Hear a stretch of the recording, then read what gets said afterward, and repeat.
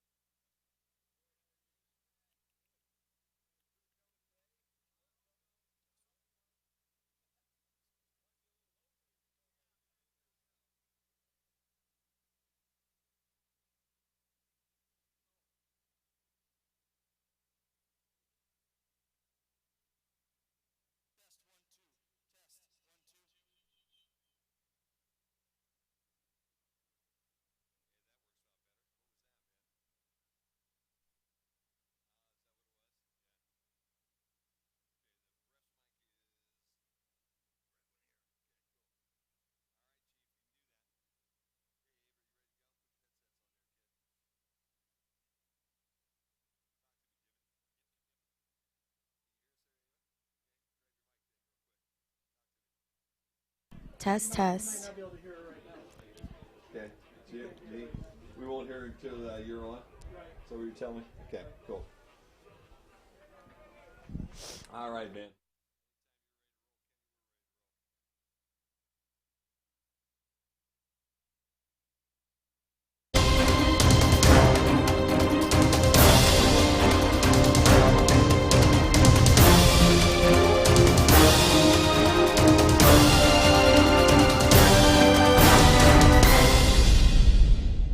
And good afternoon, everybody, and welcome to Albion College on the Albion Britons Network. Jim Funderburg, Jim Bellamy, and we also have a third member to our team today, Ava Smith from the volleyball team, as we get ready for the homecoming game between the Britons and the Scots this afternoon, Jim, and it should be a very interesting contest on a day that looks like a day that you would play a football game. Yeah, beautiful fall afternoon. The temperature has dipped quite a bit up here in Michigan, and we expect it to stay fairly cool the rest of the day. A little bit of breeze out there, I noticed, going from right to left, especially on the field goals and punts. The ball was dying a little bit, about 5-10 yards of a push. We'll wait and see what kind of impact it has. Remember last game we did when we brought, I forget the gentleman's name, the quarterback from the national championship team. Right. He was talking about the swirling wind that tends to occur on Sprankle Sprandel Schmidt-Fraser Field, Sprankle Sprandel Stadium. The swirling wind will be interesting to see if it continues to go right to left or it starts to shift back the other way. But special teams will be something that will definitely be impacted today. Both teams coming off a win 2 weeks ago. Both teams had the week off last week as we get ready for the MIAA competition starting here this afternoon. All teams in conference this afternoon playing several games at 1 o'clock, and then we have a later game as well, and we'll try to keep you on top of those as well. As we mentioned, Ava Smith in the booth with us right now. She'll be our sideline correspondent, one of the stars of the volleyball team here in Albion. Ava, welcome to the broadcast team today. Thanks for having me, guys. Good to have you. And you know what? How did the volleyball team do? I know you guys were on the road to Illinois the last couple days. Yeah, we ended up splitting our games. We won against North Central in 5, which was super fun, super energetic, good win for us. And we lost to Wheaton in 3, but that's okay. We're just going to come back and get better for Alma. Yeah, well, so you have Alma coming up this week as well. Yes, on Tuesday. We go there. On Tuesday, you go to Alma. Mm-hmm. It has been a pretty good season for you guys so far. We were here the other night with Olivet. What a contest that was. Yeah, that game was super fun, super competitive. We just wanted to finish that out in 4 and have that W. Yeah, entirely. Well, the conference is going to be tough this year. You obviously have Hope and Calvin coming as well, but I'm sure you guys don't look past the game that's right in front of you, do you? Nope, one game at a time. One game at a time. I've got to ask you one thing before we get back into this pregame, because basically, you are one of the setters, one of the prime setters for this team, okay? Mm-hmm. And so many times, okay, you set over your head to the back, to the reverse of you, and then every now and then there's that time when you just seem to have those eyes in the back of your head and you bounce that ball over the net and it falls where nobody's standing. Is that something that you're conscious of at that point in time? You've seen that in your peripheral vision? Yeah, I get the split second look over and you see their defense start to back up and cheat a little bit, and so that's right when I do it. And most of the time coach lets us know that they play a defense that cheats and stuff like that, so I'm like, I just put it over and hope they respect that, and so, yeah. Well, you do a wonderful job, and we love doing the ball games. We got one more volleyball game here before the year is over, and we're looking forward to going 3-0 this year on the Britain Sports Network. We just wanted to point out we're undefeated when we cover those games. Yeah, so we need you guys there. Yeah, we need to be there more often. We agree 100%. Yeah. All right, Ava is going to be our sideline reporter today. She has a little bit of lunch that she needs to finish before we send her down into the cold weather this afternoon here at Albion College, so we'll let her go, and we're going to look forward to talking to Ava on the sideline as the afternoon goes on. Jimmy, as we take a look at this thing here today, let's go back in time to last year, because these two teams hooked up in Alma last year, and it was an Andrew Fabray field goal that won this one in double overtime last year. It was a 33-yard boot, and it allowed the Britons to win 37-34 last year. And it was a tough game all day long. In fact, the Brits were trailing 28-24 with just about 5 minutes left to go in the football game. Defense stiffened up and held Alma to a field goal, which made it 31-21.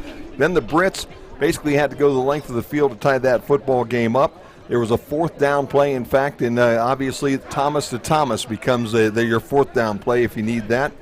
And at the very end there, the Thomas brothers again accounted for that score to tie everything up as his big brother Justin ran in for a 10-yard touchdown run with 10 seconds left to go in the game. The extra point was good. They went to overtime, played a couple of overtimes, and the Britons finally, with Fabray making a field goal after Alma had missed, hit the upright, allowed them to win. But it was a nail-biter last year between these two teams. And I seem to remember, maybe my memory's foggy, but I believe that they had done a webcast up there at Alma for that game. So if I remember right, I'd watched the road webcast of that contest, and the announced team was pretty confident that Alma was going to be able to hold on till the end, but that last-second touchdown was a real backbreaker for the Scots. And then the missed field goal and the converted field goal by the Brits to win it in double OT. That was a marathon. And it was one of those games that really showed the mental toughness of that 2018 Britons football squad. Well, I'm not sure whether we'll get one that'll go double OT this afternoon or not, but we're here to bring you the ball game, and it should be a whole lot of fun. Britons last year actually rolled up 532 total yards of offense, and running back Marquel McCoy had a career-high 190 yards of rushing in that ball game last year. Going to be interesting to see if the Brits can get that run game going as well here this afternoon on their home turf. Yeah, and the running game is going to be important for the reason that we just talked about with the swirling wind. Sometimes in the windy conditions, you'd think the pass game gets kind of compromised, and it turns out they're throwing the ball deep downfield, and other times the swirling wind makes the passing game a little bit more restrictive, and you have to kind of rely on the ground game. And as the weather continues to kind of get cooler, you're going to get some rain at some point this season, you're going to get some snow, maybe some ice, things like that. It's going to become even more imperative that you get that ground game going. And the Britons really, this is, I think, going to be one of those breakout kind of weeks in the ground, as we'll talk about here in a few minutes. It's going to be an interesting ball game this afternoon. Obviously, we said both these teams coming in after a win 2 weeks ago. For the Britons, it was a kind of a battle, 56-41 over Yuriko, Jim, and it was a seesaw game all the way up until just before we had a little lightning delay, where the Britons were able to capitalize just before the hour delay that we had, and hopefully no weather today in our forecast other than kind of some clouds and a little bit of wind. But it was a ball game that was really a whole lot of fun to watch and to call, because these two teams went back and forth all afternoon, and the Britons were up, the Britons were behind, the Britons were up, the Britons were behind. The important thing was that they were able to get that W in the column, and they are now 3-0. Yeah, and it was a game where, Jim, they finally had that feeling of playing from behind. And how do you respond when you turn the ball over, you're trailing a little bit, and then it looks like momentum's going in the completely in the direction of the opposition. And the Britons did an excellent job of regaining control, and then not only regaining control and playing even, but taking the lead and then holding on to the lead and coasting at the end. You know, Justin Thomas had a big day, 4 touchdown receptions. That sets a record for Albion football. He had tied it the week before with 3 touchdowns last week, or 2 weeks ago, then eclipses that mark with 4 on a Saturday afternoon. And I'll tell you, the record this year for D3 football is 5. So this afternoon we'll keep an eye on that one too, if he can tie 2 other D3 receivers at this point in time. One young fellow from Western New England and another young fellow from Nebraska Wesleyan have both rolled in 5 touchdown catches on a Saturday afternoon, and we sit in that number 2 spot right now. But hey, between the brothers, I'm not putting 5 touchdowns past those guys any Saturday afternoon. No, but here's the thing, and we remembered this from the last game we covered, that we talked about the wide receiver for Yuriko and how much of an impact player he was. The opposing defense and the opposing coaches are certainly aware of that as well. So now you look at the chess match of it and you look to see what kind of defensive changes that they make. Do they roll additional coverage over to that side? Do they try to jam him on the line of scrimmage and throw a safety over the top? Do they maybe even put a linebacker, send him out just to get a body on him and disrupt the timing a little bit? It's a very timing-oriented connection that the Thomas brothers have. So it's interesting. It'll be interesting to see what the opposition does to try to take that away. Now, you know, Kyle Thomas can hurt you with his arm or he can hurt you with his feet. Last week it was a 44-yard touchdown run with 6 minutes to play that actually solidified everything before that lightning got here. But on the afternoon, Kyle, with 457 total yards, 313 yards of it through the air, and he rushed for another 144 yards, passed for 5 touchdowns, ran for 3 more in that win against Yuriko 2 weeks ago. All 8 touchdowns accounted for, and again, you know, he's a dual threat quarterback, but Alma brings in a potential dual threat quarterback as well, so we're going to be talking about that here in a few minutes. But again, I think this is going to be a game where if the coverage is good downfield, both quarterbacks are going to be able to do some damage on the ground. I wouldn't doubt that whatsoever. For the afternoon, basically Mr. Thomas was able to distribute that football to 7 different receivers last week. Toby Canfield had a 43-yard touchdown pass in the second quarter. Marlon Martin and Cullen Cox all caught 2 passes. Isaiah Gibson pulled down 5 receptions. Dylan DeYoung and Marquel McCoy also caught passes last week. So it is not the idea is not that he's just throwing it to his brother and nobody else. It does seem right now that Kyle Thomas is seeing the field extremely well and distributing the rock pretty easily as well, too. And that's going to be huge because, again, like we just mentioned, if they're shading additional coverage over to his brother, and that means somebody else is going to have to burn the defense a few times before everything readjusts and evens itself out, which lends itself to Justin having more one-on-one opportunities where he's excelled so far this season. Now let's go across the field. The Alma Scots come into town 2 weeks ago. They had an easy Saturday afternoon against Rockford University from Illinois, 51-16 for that Saturday afternoon. Alma basically was led with their running game, as they did a wonderful job there against the Rockford football team at 261 yards rushing. Austin Spratling was the young fellow there from Grand Rapids, Michigan, from Wyoming, that led the charge with 108 yards on 14 carries and a touchdown. Ryan Stevens, the quarterback that you alluded to a little while ago, he can run, he can throw, had 2 rushing touchdowns, also threw a couple of nice passes, only completed 7 of 8, only threw the ball 8 times, but he completed 7 out of the 8 on that Saturday afternoon 2 weeks ago. Yeah, and season-wide, he's only at about 54% completion percentage, so that was by far the high water mark of the season for the young quarterback. And again, we'll look at the statistics here pretty soon, but it's a team that tends to do a little bit more running than throwing, and the defense is kind of the flip-flop of that. Gives up a little bit more through the air than they do on the ground.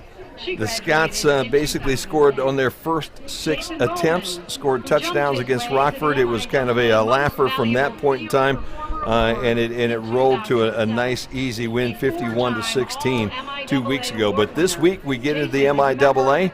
It's homecoming here at Albion, and I think the important thing right now is to find out maybe what the coach has to think about how everything worked last week, where we're going with everything this week. So I think it's time for us to maybe listen to the interview that Bobby Lee had with Coach Dustin Bueller this week as they sat down and looked ahead to this Alma Scots homecoming game on a Saturday afternoon here on the Brits Sports Network. You see all the folks on the sideline at this point as they're getting ready for the honoree, as we're putting people in the Hall of Fame this afternoon. And with that, let's go back to Bobby Lee and let's see what the coach thinks about this ball game coming up with Alma.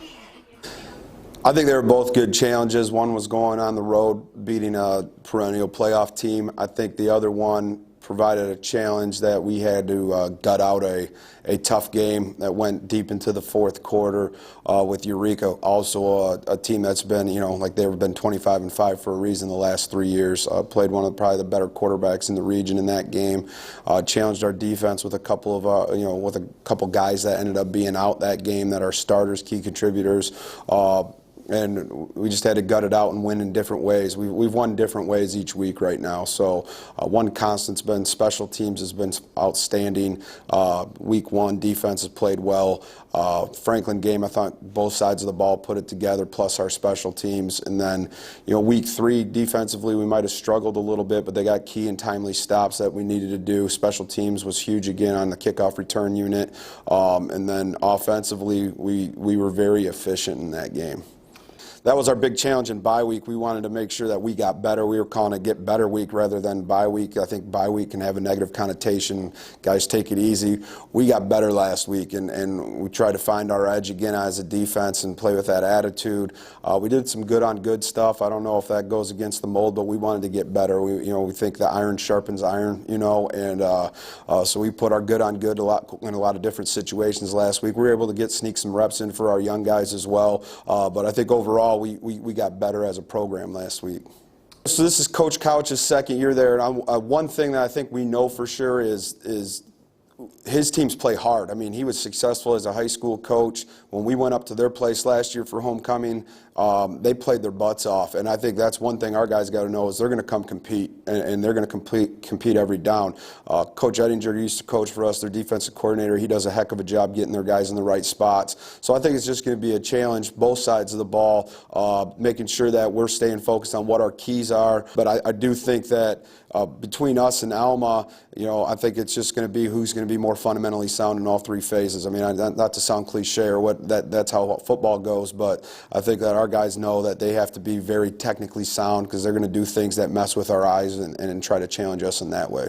We want to attack everything we do, so our whole goal is to attack, and then there's going to be other guys that are going to have to shine, right? Marquel might get a few extra carries. Marlon Martin's going to step up. Isaiah Gibson's going to step up. Colby Camfil's going to step up. And people forget about those three. Those guys have 2 touchdowns apiece through 3 games. So I think we're a hard group to defend, but I don't necessarily think that we're a one-dimensional team. Justin has just so happened, he's a really good receiver that they're leaving one-on-one, and we've taken advantage of those situations. Back at Albion College on the Britain Sports Network, Jim Funderburg along with Jim Bellamy, and Ava Smith will be our sideline reporter, one of the volleyball players here at Albion College. And don't forget, if you'd like to converse with us today, you can make things happen as you always do by going up to webcast@albion.edu and sending us a note, let us know where you're watching from, what you're doing, why you're not here at homecoming, and all those kind of good things. Jim, let's take a look at some just overall stats for these 2 football teams here this afternoon and what we do expect from a couple of teams that really have done a pretty decent job of scoring some points and putting some yardage into the statistics every Saturday afternoon as these 2 teams start to face off here on this Saturday afternoon. Yeah, when you look at the Britons at a glance, actually we'll start with the road team. We're good hosts, so we'll always talk about the guests first. This is going to be week 1 of a tough back-to-back stretch as the Scots face the Brits, of course, today, and then they go and they face Trine. I believe that's a home game for them next week. Offense does lean a little bit more on the run. They get about 271 yards a game. Then the pass, that's about 156 a game. As I mentioned before, the defense is kind of the opposite. They give up almost 200 yards per game through the air and only about 133 yards on the ground. Ryan Stevens is completing 54% of his passes, has 453 yards on the season, 5 touchdowns to 4 interceptions. So again, last week was kind of that statistical outlier in terms of completion percentage. The Brits may be able to get a few takeaways based on that. However, Stevens is another quarterback that does get yards with his legs. He is the team's second leading rusher. Austin Spratling has 30 carries for 167 yards and a touchdown to be their leading rusher. But look out for Dustin Solomon to also get some carries. And through the air, Joseph Schaefer has 8 catches for 133 yards and 2 scores. And Austin Spratling out of the backfield has 8 catches for 80 yards. They are the big receiving threats. But look out for Nathan Gorowski. He has 3 catches for 100 yards on the season. So maybe a big play threat every once in a while for them. On the defensive side, Zeke Ramirez leads the team with 20 tackles. Colin Smith chips in with 19. And Thor Suffredine, my favorite name on the team. Thor Suffredine has 17 tackles. Patrick Hyde also has 16, and they're the defensive stars. Team only has 3 sacks, though, on the season. So Kyle Thomas may be able to get some yards on the ground. Now, did you check out the name of his brother, Odin Safradini, on that also on that football team? You got Thor and Odin. Do you think these folks are into the Norse mythology at all there? I love it. Hey, when we take a look around the MIAA and the standings here this week, obviously we're going to start this week into the conference play. but Albion right there on top of the heap. Albion, Olivet, and Trine, all with a three-way tie atop in terms of overall record at 3-0. Again, this is the first week of conference play, so the column on your left is the more important column in terms of the MIAA. Alma and Hope are 2-1. Adrian and Kalamazoo are 1-2, and Finlandia at the bottom of the barrel so far at 0-3. But again, the conference standings are the ones that matter most, as Ava well knows. You play those tough out-of-conference games, but it's when you get into MIAA action, that's when the rubber meets the road. Is that the truth, Ava? That is the truth. That is the truth. And then today, the schedule turns to be an MIAA schedule today. And there is this one, which is a big one, because we're going to find out whether Alma or Albion are the better of the two teams. But there's a couple of other good games on that schedule today, too, Jimmy. We have 3 1 o'clock kickoffs. Olivet travels up to Finlandia. Alma, of course, here at Albion to take on the Brits. And Hope travels to Trine in Indiana for a 1 o'clock kick. Your 5 o'clock kick this evening, Kalamazoo travels to Adrian, and all of the MIAA teams are in action on this opening weekend of conference play. And we're going to try to keep you updated all afternoon with the scores around the conference to keep you in the loop as to what's going on around the conference. There's some pretty good football games this afternoon. In fact, that Trine Hope game is going to be one that to draw a game like that where you have 2 of the top teams at least projected by the coaches at the very beginning to be the 2 top teams or 2 of the 3 top teams in the conference. Meeting on week 1 in the MIAA conference play is kind of an interesting situation. With that, I think it's time for us to throw it down on the football field to the Brits band as they have the 8s on the field getting us ready for the national anthem this afternoon. So we'll send it down. When we come back, we'll get you all the starting lineups, get you some final thoughts, and get you ready for football here on the Britain Sports Network. And now, would you please rise, remove your hats, as Phi Mu Alpha Symphonia offers our national anthem.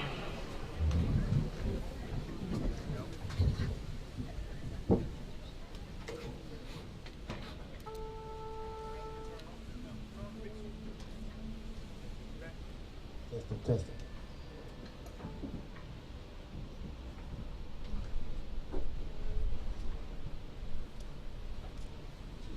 Oh, say, can you see by the dawn's early light what so proudly we hailed at the twilight's last gleaming, whose broad stripes and bright stars through the perilous fight o'er the ramparts we watched were so gallantly streaming, and the rocket's red glare, the bombs bursting in air, gave proof through the night that our flag was still there. Oh, say does that star-spangled banner yet wave o'er the land of the free and the home of the brave?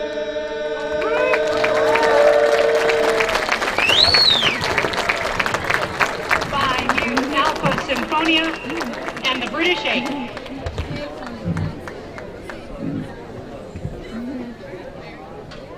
Yeah, our national anthem here this afternoon, and the British 8s wrapping everything up as you'll kind of hear them in the background. Jimmy, let's turn our focus on Albion and your thoughts as to what it's going to take today to make this a successful homecoming afternoon here for the Brits. This is the Britain's 3rd home game of the season, games they have to get as the conference season heats up and they head on the road. Still have excellent balance on offense, 231 yards a game on the ground, 246 through the air, enabling them to get 53.3 points per game. The defense answered the challenge against the skilled Yuriko, Illinois squad, getting key stops when they needed to with a bend but don't break mentality. They need to get more turnovers, though. 4 interceptions and 2 fumble recoveries so far this season. Kyle Thomas is completing 66% of his passes, 14 touchdowns, just 4 interceptions. Favorite targets are, of course, his brother Justin with 19 catches for 8 touchdowns. Isaiah Gibson has 14 snares for 2 touchdowns. And Colby Canfield, 10 receptions for 2 scores as well. Marquel McCoy leads the team in rushing, 58 carries for 303 yards. But he's only had 1 touchdown so far this season. So I mentioned before that the guy who's due for a breakout game against a team that doesn't really give up a whole lot of rushing yards, but just have a feeling today might be a breakout game for McCoy. Donovan Slates leads the team with 27 tackles and 1 interception.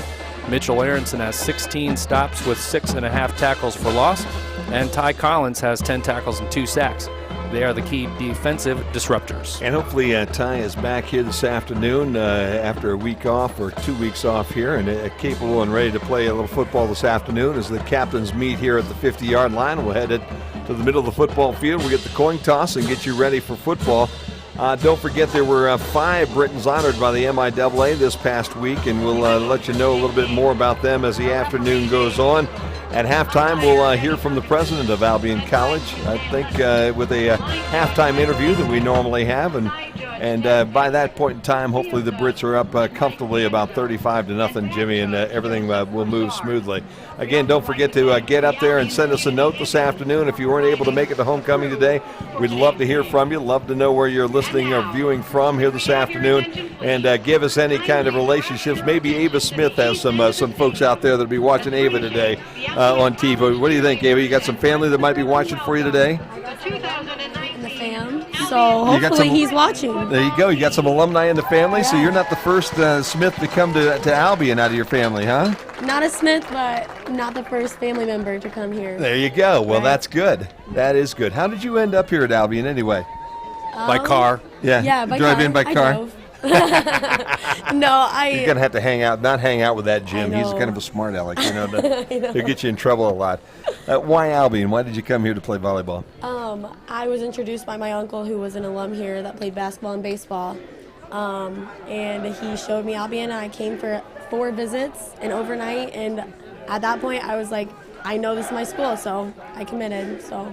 Fantastic, and it has been a pretty good choice, it seems, for you, hasn't Absolutely. it? Huh? No doubt about that. Britain's getting ready on the sideline to come through the band. At this point in time, get ready to go. We're going to send Ava down to the sideline to get ready for our sideline commentary this afternoon. Jimmy, heard from anybody off of the webcast at albion.edu yet?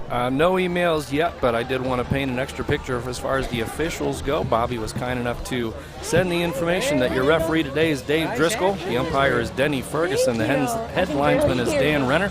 The line judge is Michael Antonides. Side judge is Ted Patrick. Field judge Mike Vandervelde. And the back judge is Joe Broussard. So thank you, Bobby, for the officials. Love to add that element to the game. They don't have numbers, so we can't say number 18 in your scores book. But it's good to paint the picture so you know if there's a call going against the Brits, you know who to yell at on your screen. There you go. You'll know where to send that nasty Twitter comment to. Only kidding. The last time we were here 2 weeks ago, there was actually an official from the NCAA who was looking over the officials and evaluating a couple of officials that we had here, because at least one of the gentlemen that were officiating the game last time was in line to maybe move up the next level up to D1 football and be able to maybe do some officiating on the Mid-American Conference level, like a Central Michigan or a Western Michigan or something like that. And a second young fellow there that they said was probably about 2 years away. So these officials get graded harder than the football teams sometimes over their Saturday afternoon performances. And with that, we will send it down to the field and let them take over here with the coin toss. And again, most of the time, the winner of that coin toss will defer to the second half. But just as we said that, I think last week, 2 weeks ago, when Rockford came to town, they won the toss. They took the football because they wanted that offense on the field. So with that, why don't we Alma, send it down to you're the visiting field? team. We have a head, and a tail. What's your call? Tails. It is a tail. You want to toss. Defer the second half. Alma's won the toss. Defer their choice to the second half. You want the ball? Which way do you want to kick? To the board. Bring around here. Albion receive, defend the west goal. Men, good luck. So there you have it. The Scots, as per normal, win the toss here this afternoon and they defer to the second half, so they will bring their defense on the field initially here this afternoon, and the Britons offense will be in business here opening things up. For that defense this afternoon, it'll be Zeke Ramirez, who's an all MIAA linebacker that we're going to keep an eye on, along with Mike Holliday, Shane Henry, Max Kutchmar, Colin Smith, Jack Lawrence, Thor Safrandini, which is a name that I really have enjoyed, and his brother also has one of those Norse names. Stephen White, Joel Collinson, Jacob Wildenhouse, and Patrick Height will be up along that front line this afternoon. And for the Brits, obviously, Kyle Thomas will stir the soup and make this offense go here, hopefully this afternoon, in the way that we want it to go. Back deep right now, it looks like, yep, there he is. Sitting back there, number 21 is Ryan Nolan for the Britons. Set up right in the middle of the football field down at the goal line. And you see the flags atop the goalpost starting to blow from left to right, so we'll see what impact it has on special teams. Kick will go deep but be short and over the head and into the end zone, and the Brits will down it right there, as it was touched but not controlled and rolled into the end zone. The Brits will have it on the touchback, 1st and 10. So we'll bring the ball out to the 25-yard line. We'll get the offense going. Kyle Thomas will be your quarterback. Justin Thomas, number 1. His favorite. Off into the end zone, recovered by the receiving team. First down, Albion. So Justin Thomas, Marlon Martin, Colby Camfil will be your wide receivers. Marquel McCoy will start in the backfield, to the best of our knowledge, as we get things ready to go here on this Saturday afternoon. And defensively for the Scots, Height, Collinson, White, and Wildenhouse on the line. Linebackers Ramirez, Suffredine, Lawrence. Your DBs are Henry and Halata, and Kretschmacher and Smith, or Kretschmar, sorry, and Smith are your safeties. Marcor, the running back to the left, the quarterback in that pistol look as we open things off. Good to have you here as we open up a Saturday afternoon in the MIAA, and just like that, McCoy finds no running room, and he'll be stopped behind the line of scrimmage on that first down carry. And the official, right before that ball was snapped, Jim, was asking for a reset of the play clock, and then they snapped the ball anyway, but allowed it to happen. So tough first down right there, but now they have to adjust. Loss of 2. Justin Thomas here on this side, but they'll go back to that running game again as McCoy goes right side. He'll get a little room off right tackle. Gets back the yard or so that he lost, plus a couple more, and it'll set down 3rd and 8 now for the Britons. I give him about 4 on that carry. Stretching out right end, looking for the cutback. Had to take on a defender right there, and that defender was Zeke Ramirez, number 8, the senior. Good McCoy, run support by the Scots, Jim. McCoy comes off the football field as the Brits, in a passing down, brings Arnecki in. Thomas with a lot of time. Now he's going to run out of time. Couldn't find anybody open in that secondary. Waited maybe a second or two too long to decide to take off and run. And the tackle will be short of the first down marker. In fact, just back to the line of scrimmage will cause the Brits to kick on 4th down. And I think you're absolutely right in that instance, Jim. He had an opportunity to go to his left, and they had a good over pursuit on the right end of the defensive line. Could have been able to perhaps get some good yardage down there, but waited about a second too long. Hunter Williams will kick for the Britons, and a low line driver that will be picked up by Hinkle at the 38-yard line, and the Brits right there to stop his forward progress at the 39-yard line. Something to keep an eye on with that possession right there on 4th down when they kicked. Everybody turned around and started running in for punt coverage. Nobody faced the punter. So again, not saying they're going to do that every time, but something to keep an eye on, that if everybody's going to turn and run the other way, you run with them and you get a first down. Drew Schaefer, the young fellow that made the tackle for the Britons. It's 1st down and 10 now for Alma as Ryan Stevens brings his offense onto the field, number 6. I can see a takeaway here early by the Brits. Quarterback does have 4 picks so far. Handoff goes to Spratling, and Spratling with about the same results on first down that McCoy had, as he'll lose about a yard as the Britons shoot the gap there and stuff him right there at the line of scrimmage. For the Scots, Ryan Stevens, your quarterback. The line is Jellink, Prescott, Dean, McClowan, and Headley. And the running back, Spratling, the wideouts, Hinkle, Gorowski, and Bowen, and Joe Schaefer, your tight end. Bozell and Brown on that tackle for the Britons. They'll give him the line of scrimmage, so it's 2nd down and 10. And they'll go with an empty backfield look and set 3 receivers here to the home side, a tight end up on the top side, and 1 lone receiver on the visitor side. They'll send him into motion. That's Spratling. They'll look to throw to Spratling, and they've got him. 45-yard line, out of bounds. Let's see where they give him forward progress. 46. It'll set up a 3rd down at about 3. Good job with the motion, getting him going, and then kind of heading him north and south right there and hitting him in stride, allowing him to get a couple extra yards after catch. But a good job stepping up by the secondary, by the Brits, to knock him out of bounds, well short of the 1st down. Gorowski out, Kruger in. He's your wide receiver on the Alma sideline. Come to the line, look things over, turn back around. 13 seconds on the play clock, plenty of time. Spratling in the backfield again, the wide receiver. 25 Soa goes in motion and shifts over to the left wing.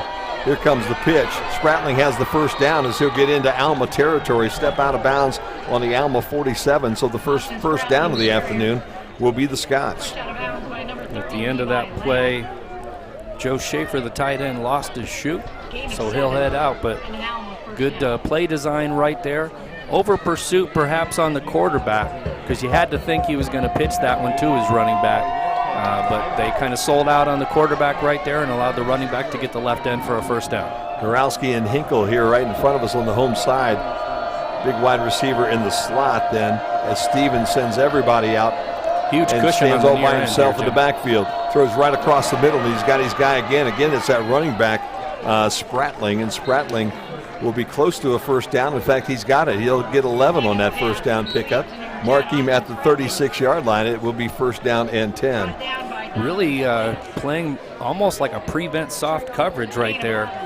The middle wide open, and a lot of respect for the potential speed of the Scots wide receivers. But again, a quarterback who doesn't really complete a whole lot of passes or throw downfield a whole lot. Stevens hands off to Spratling. Spratling looking for room. He'll get stood up right at the line of scrimmage.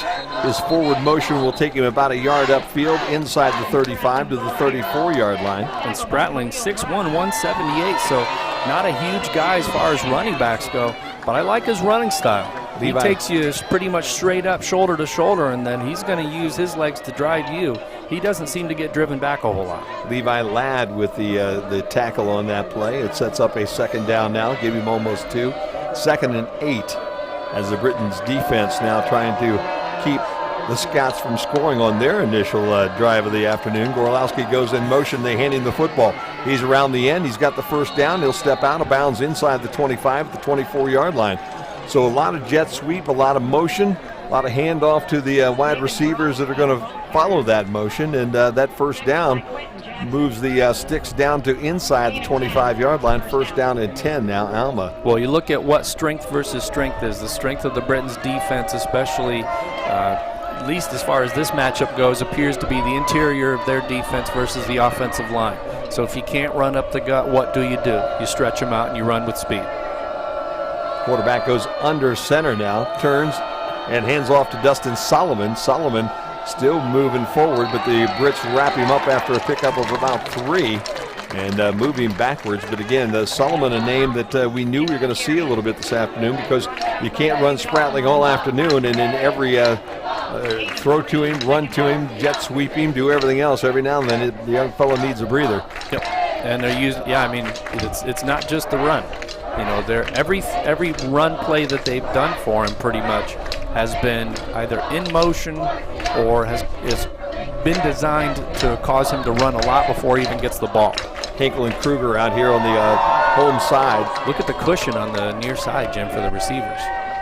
Turn, hand off again up the middle, and Spratling again with great room. He'll have another 1st down. He'll be all the way down the 11-yard line, and I'll tell you, that interior of that offensive line opening up some big holes this afternoon in this Britons front, and the Britons allowing Alma to just churn their way right down this football field. Nothing's been too difficult for them so far, Jim. Well, it's been the result of the stretch runs and the speed runs to the outside that have forced them to adjust and kind of, declutter the middle. And once they declutter, then, okay, now I can run up the middle. So fascinating back and forth so far. The Scots have the advantage, and they're in the red zone. Stevens in the pistol. He'll hand the ball as Hinkle comes around the end, and this time Hinkle gets stopped for just a short game. He's inside the 10 to about the 9-yard line, but only a pickup of a couple. And Hinkle, as you'll see here, kind of runs into his offensive lineman too, 77, and that kind of thwarts any potential progress he had, but he was met hat on hat pretty much as soon as he got back to the line of scrimmage. Chase Knopf, the young fella from the Britons, they were able to make the tackle. 8:01 to play, opening quarter.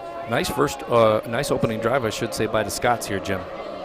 Scots have already gone for 53 yards to this point in time in this opening drive. And they're in the red zone right now, second down and about 7.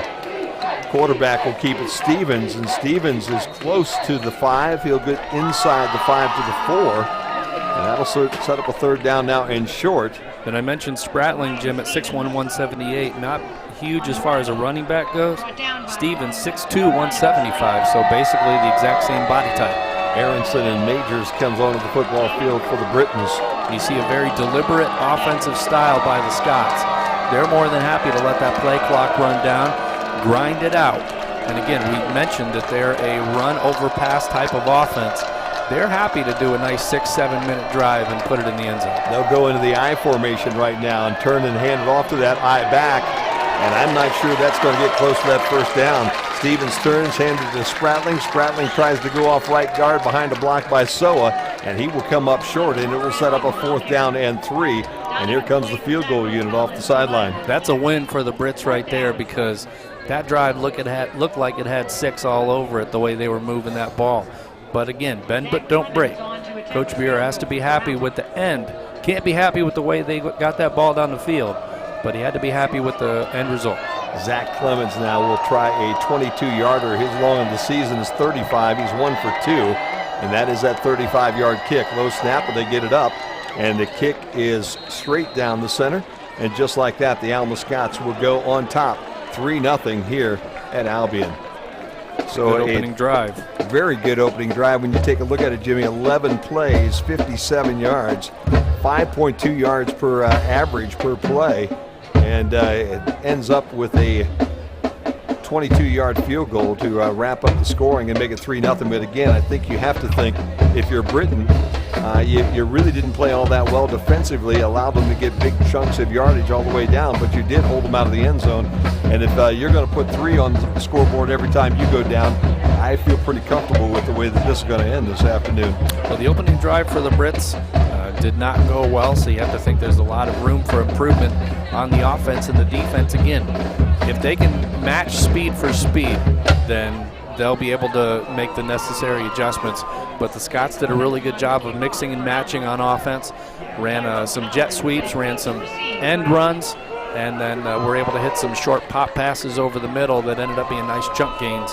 So a good job of mixing and matching the first possession, but now the defense has a chance to go back, take its notes, make its adjustments, and the Britons offense now gets a second crack at it. Ryan Nolan again back on the 5-yard line. Jackson here on the 15-yard line of the short side, and he will be the young man that gets the ball. 15, 20, 25, looking for a block to spin, and up to about the 27-yard line before he falls down. And a nice job there for the Britons to get out and get some decent field position at the 28-yard line, 1st and 10. Much better starting field position this time. I mean, I know it was only about, well, I guess technically it's only about a 3-yard difference in starting field position, but it's how you got there. You got there this time with a well-received and nice returned kick, as opposed to bobbling a kick and having it down at the end zone. Just a constant set of adjusting that first possession. Even with that first snap, the official blowing the whistle inadvertently right before they snap the ball. So I have to think it's going to get better. Thomas now in the pistol. He'll fake to McCoy, and he's going to throw this one. And he's got his man 45-yard line. It is picked up by Camfil, and Camfil's across the 45 to the 48-yard line. Good play action. Had 2 steps on the defender. Had coverage help over the top, but he found the soft spot. Brits ran 3 plays on their opening drive for a total of 3 yards, and they already have more than that in 1 play here on drive number 2. They'll go back to McCoy, and he has some success right up the middle, 45-yard line of Alma before he comes down, and I think they'll mark him closer to the 44. And you have to think that first drive also, offensive coach sitting there talking with his line, saying we didn't get much of a push. They were able to kind of knock us around that first drive.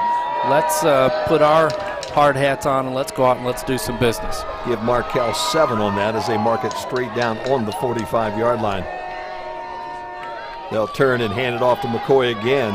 He's met immediately at the line of scrimmage, but will force his way up the field for about a yard, and they'll set up a 3rd down now and about a short 3.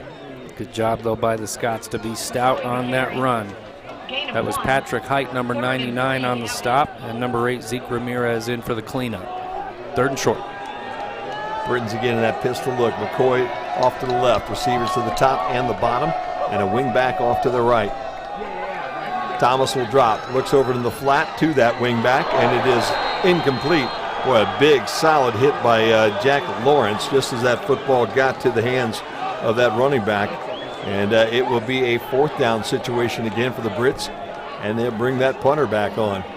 Yeah, you have to play the field position game. It's only 3-0. And yeah, the Scots did a good job of moving the ball in that first possession, but you certainly don't want to give them the ball near midfield if you don't pick up this 1st down. A lot of football left to be played, Jim. Still 4:46 to go off the incompletion here in quarter number 1. Back deep here for the Scots again is Hinkle, and this a much better punt, but will take a Britons roll and come down inside the 15 at the 14-yard line. Hinkle just ran away from both those punts today, but that one a much better punt for the Britons, and hopefully we can keep these Scots somehow contained on this end of the football field. Let's head down to the sideline because we got a sideline reporter down there, Ava Smith. Ava, how's everything going so far down there for you? It's great down here. The weather's not terrible. It's not super cold. When that sun's out, it feels really good, but it's just... How windy is it down there right now? Can you notice a wind on the football field right now? Not terrible.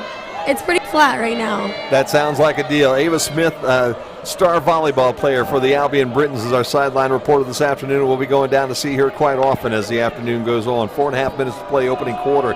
Handoff to Spratling again, and he's up to the 24-yard line. Stretches ahead, but I think they'll mark him just shy of that 25, so a pickup of almost 5 yards on that 1st down run. And so far, Jim, that interior line is being controlled by the guys wearing the white jerseys.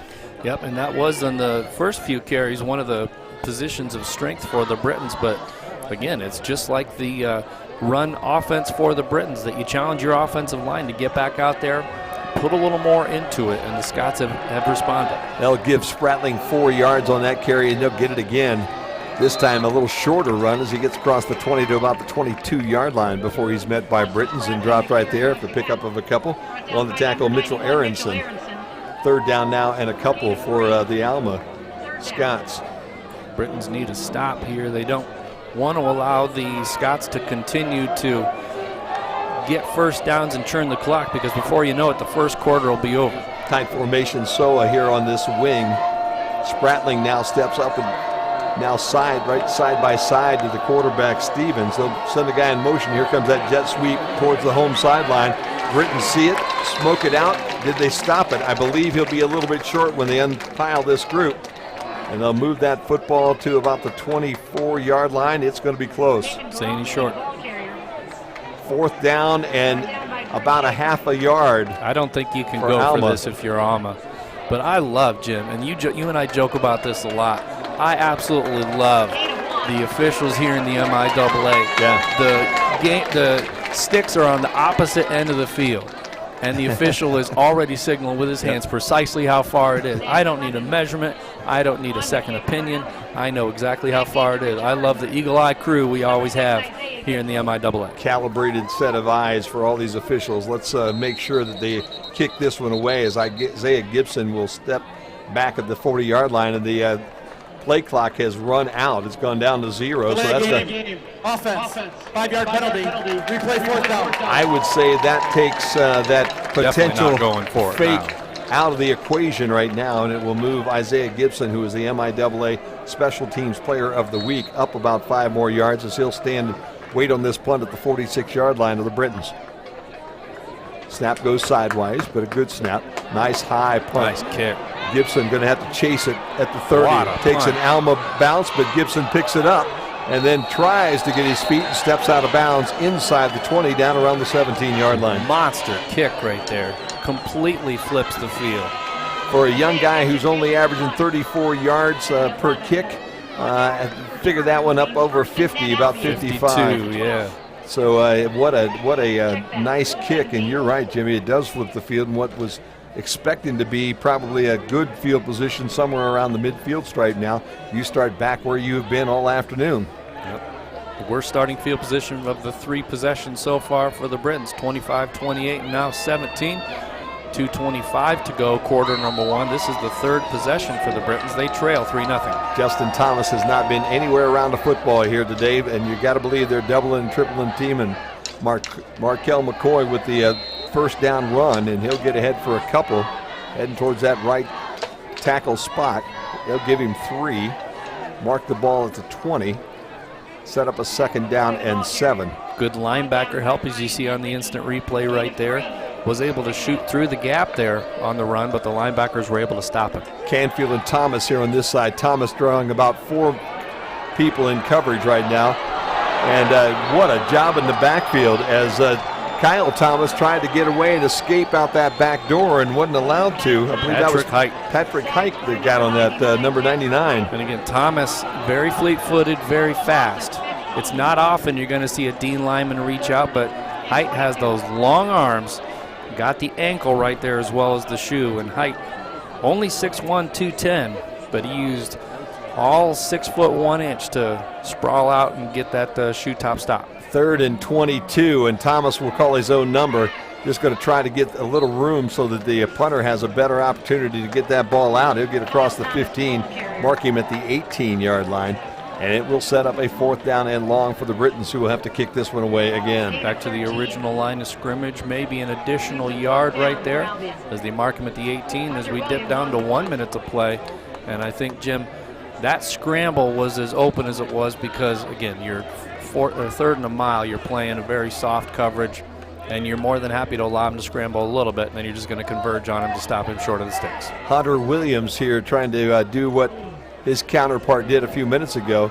Fair catch is going to be made right at the 47-yard line by Chase Hinkle, and good field position this time for the Alma Scots, as they will have the best field position of the afternoon at the 47-yard line. And they have a 3-0 lead as we're at 40 seconds to play in quarter number 1. What has been a very fast-moving first quarter, in great part because the Scots are happy to run the ball, keep the clock moving, and they'll milk that play clock pretty much down to nothing before they snap it every time. Definitely the polar opposite of what the Britons' offense is. You know, a head coach, brand new head coach, Jason Couch in here. He's a 97 grad of Alma, and he was a center when he played at Alma, so maybe that's part of the philosophy from a center who becomes a head coach on a Saturday afternoon. Let's control the tempo, control the game, and let's grind this thing out just a little bit. And again, a quarterback, 5 touchdowns, 4 interceptions.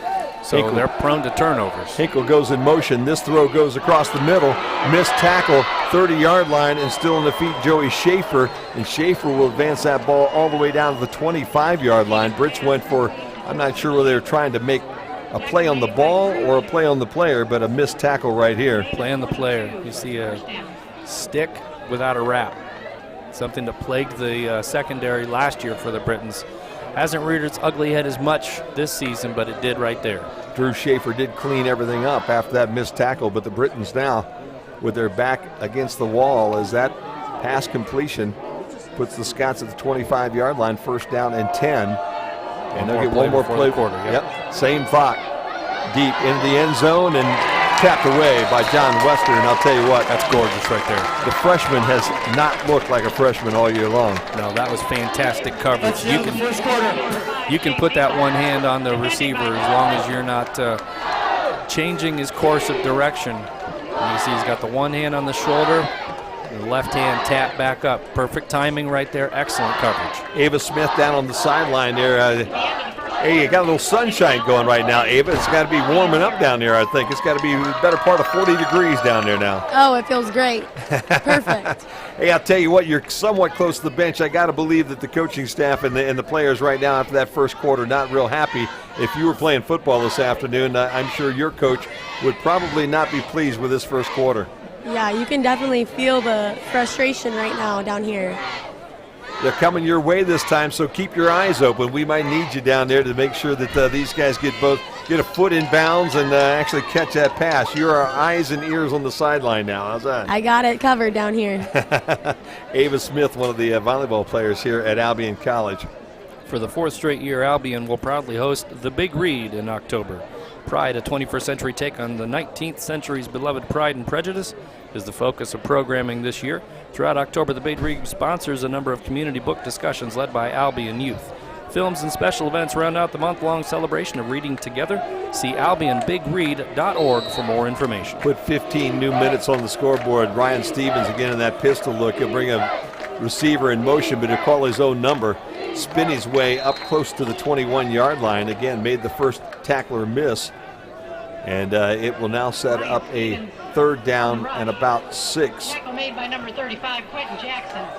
Now they're going into the wind a little bit, Jim. What little breeze there is, so we'll see if that dictates. Again, you have to go through 3rd down first to find out what your down and distance is before you get to 4th.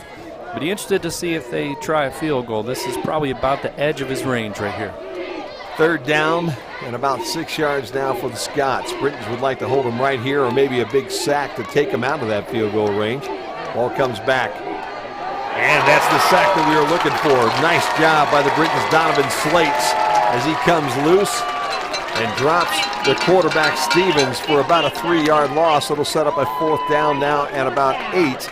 And it will bring the field goal unit on the field, and it will be a 40-yard, almost a 41-yard kick. And again, as we said, 35 the long this year for this kicker. And this is only his 3rd field goal attempt on the season. He's 1 of 2 so far. 12 of 13 on his extra points. So I guess technically this is his 4th. 2 of 3 so far, and this will be his biggest of the year if he can make this one from 40. Snap was good. The kick is on its way. Got it. And it is good. So just like that, it's 6-0 here. Alma Scots on top of the Britons here on the Britain Sports Network. And a nice job there. That one was probably good, Jimmy, from 44, 45. So I would guess his range somewhere in that neighborhood. But it was right on line. For Albion, let's sit out one play for a helmet off. So the Britons have not looked all that spectacular early on here with their offense. That high-powered offense that they have has been stymied here in that first quarter as they are scoreless, and that's kind of unusual for us doing a Britons game and having 15 minutes in the book and not having any points on the scoreboard. I think a lot of it has to do with starting field position. The first kick, again, mishandled, had to be down in the end zone. Second kick, good coverage, and then the punt, which was a monster kick of over 50 yards. So they really haven't been blessed with good starting field position. This perhaps the possession now where they're kicking. Of course, I say that and I look at the flag atop the goalposts that aren't moving at all. But typically it has been kind of an into the wind going right to left. So we'll see if the kickoff is compromised in any way. Certainly wouldn't be opposed to seeing one kicked out of bounds on this one right here to give them good starting field position too. Or just take one to the house and split the day. I like that idea too. Nolan, the gentleman in the middle of the field, but he's not gotten one yet. And this time he'll get an opportunity to return this at the 6. Looking for a block at the 15. Finds a block and heads up the sideline at the 30. Now follows a block to the 40 at the midfield stripe.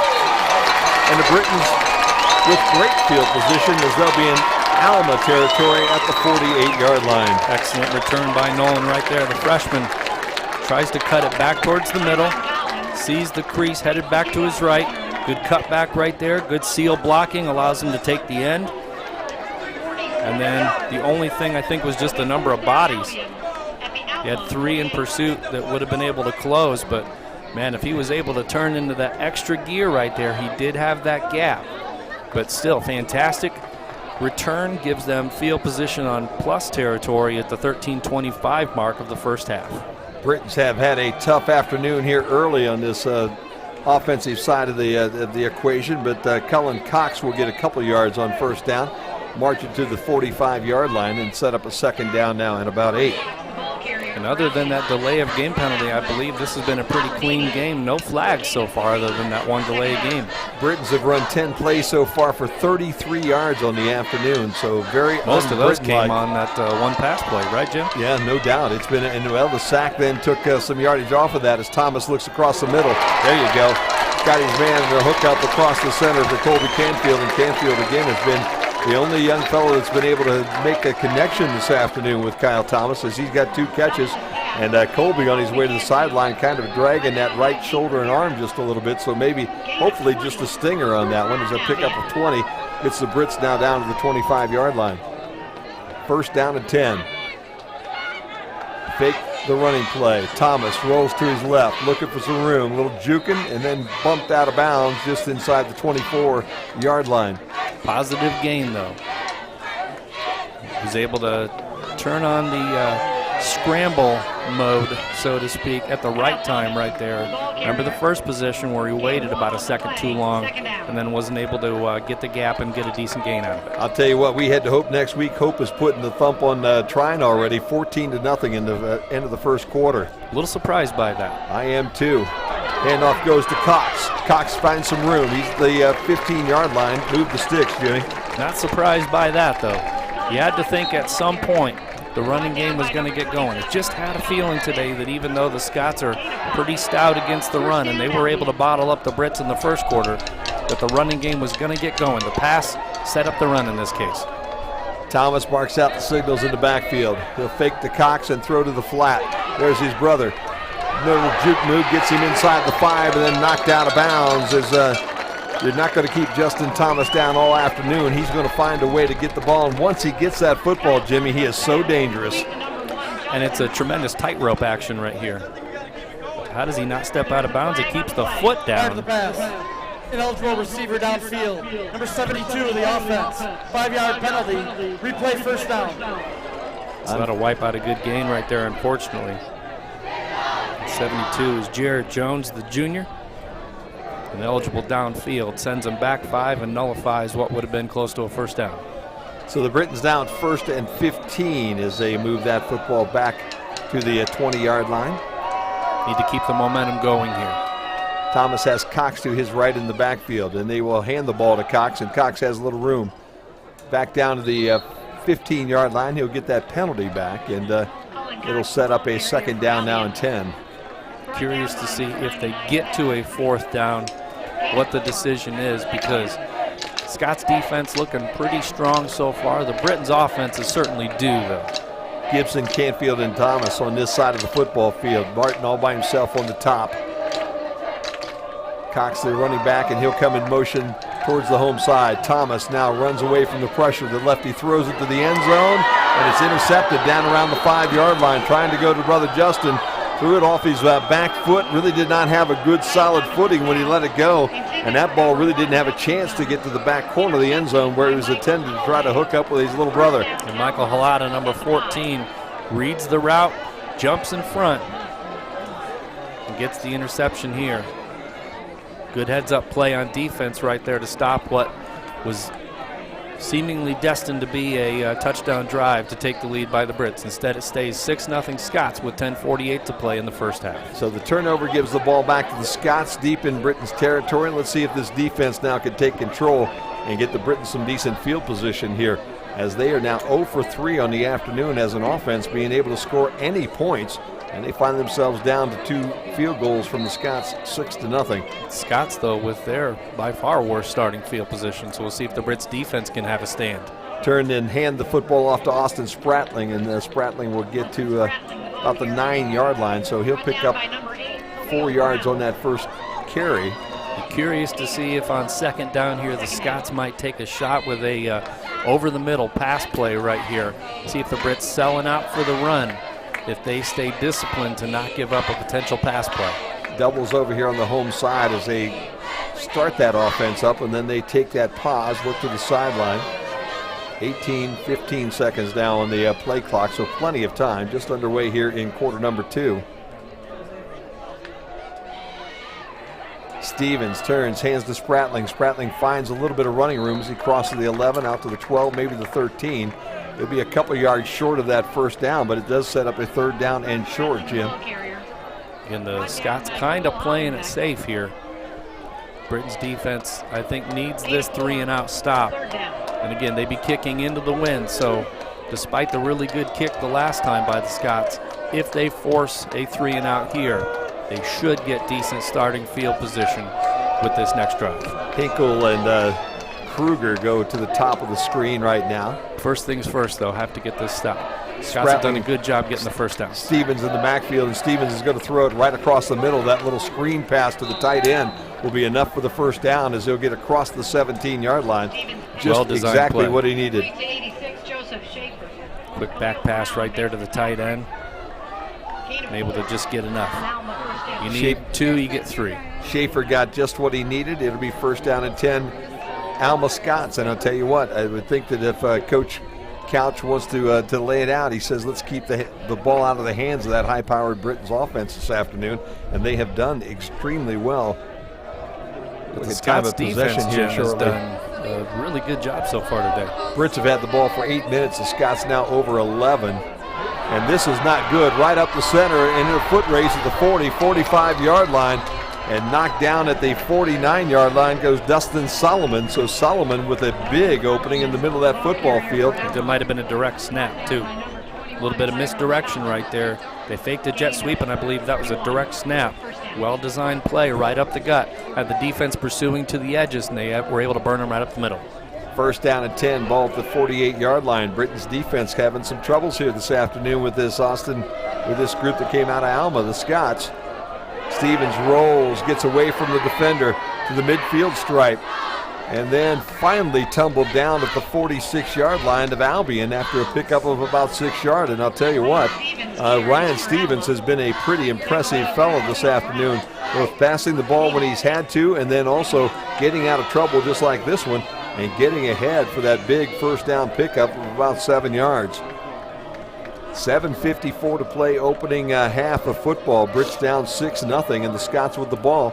They get the ball to open up quarter number 3, so the Britain's defense needs to start to stiffen up here on this end of the field, and the Britain's offense needs to start finding their way here this afternoon. A little more urgency on defense. So in the slot on the right side right now, Stevens lines up and sends his man in motion. He'll call his own number, and he'll have the first down as he'll cross that 42-yard line, and they'll mark him at the 41.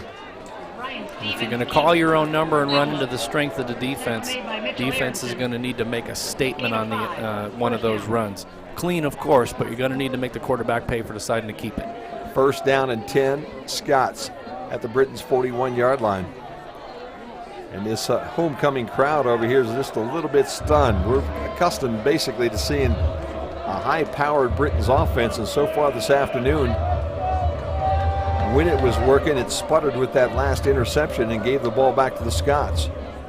Jet sweep, Hinkle, right side, still running, up the sideline, 20, 15, 10, he's going in. Hinkle's going to cash this one from 41 yards out, and a nice job by the Scots of being able to block that corner and get him free and right up that football field for the touchdown. Left end run had worked quite a bit for the Scots in quarter number 1. Here they go, right end run. And just not enough lateral speed by the Brits. Great big hole right there at the point of attack, and he had really nobody between him and the end zone. You can see the chase coming up by Khalil Brown, but Brown doesn't have the speed to track him down, and just like that, the Brits go down 12-0 with the extra point on its way. Snap is good, the placement is good, the kick is also good. We expected a dogfight this afternoon, and we've got one right now, and the Britons all of a sudden find themselves down by 13-0 here in this opening half. Got an email from Ed and Donna Jones, Albion College class of 82, and their sister Linda watching with their 3 nephews in Sterling Heights, Michigan. Surprised by my favorite Brits as they walked through the door to check in on me and tell me it was a bye week. Proud of all 3 Jones boys and looking forward to attending games later this season. Thank you so much, Ed and Donna, for tuning in. Also want to say hi to Wanda Blevin, Grandma Wanda, watching from Bradenton, Florida. Ava Smith down on the sideline here with us. And Ava, I'll tell you what, this is a shocker right now, being down 13-0. I don't think anybody saw this one coming.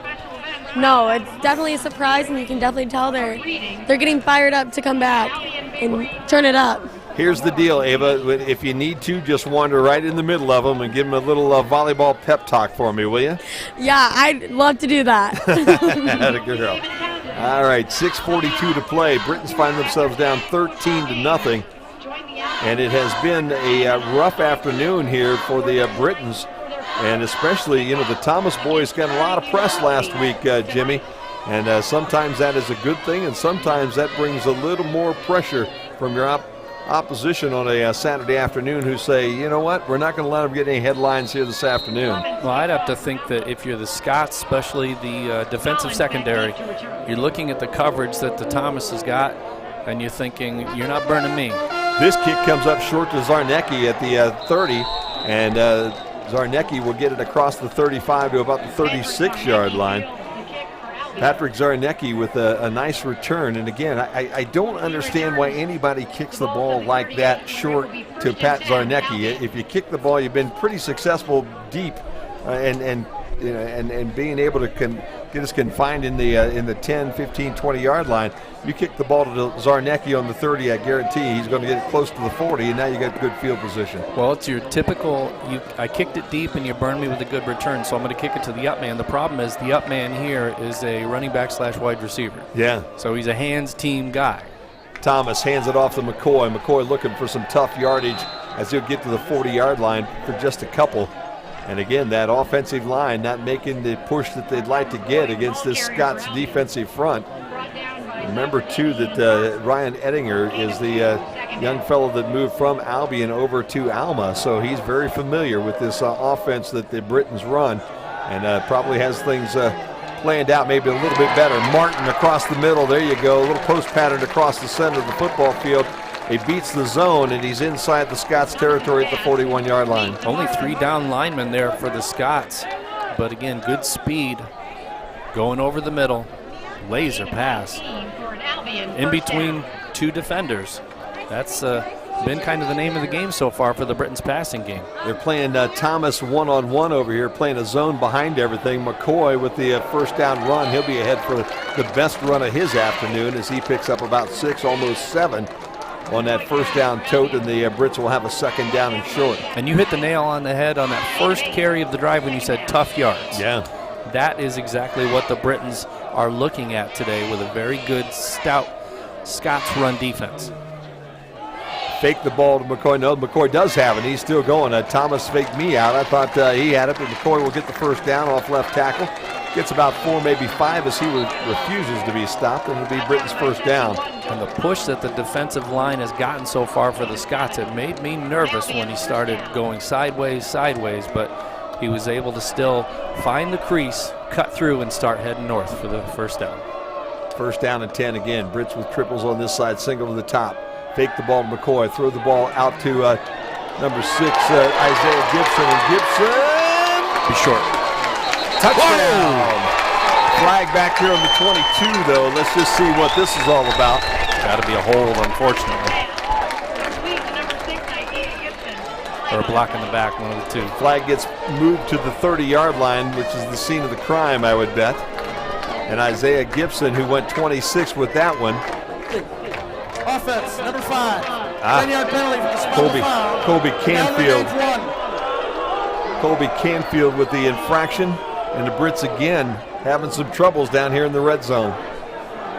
Camfil with the downfield block, but he had 2 hands under the jersey and then made the mistake of twisting. Once you twist on the block, he did a good job driving that tackle, or that block, I'm sorry, to the ground.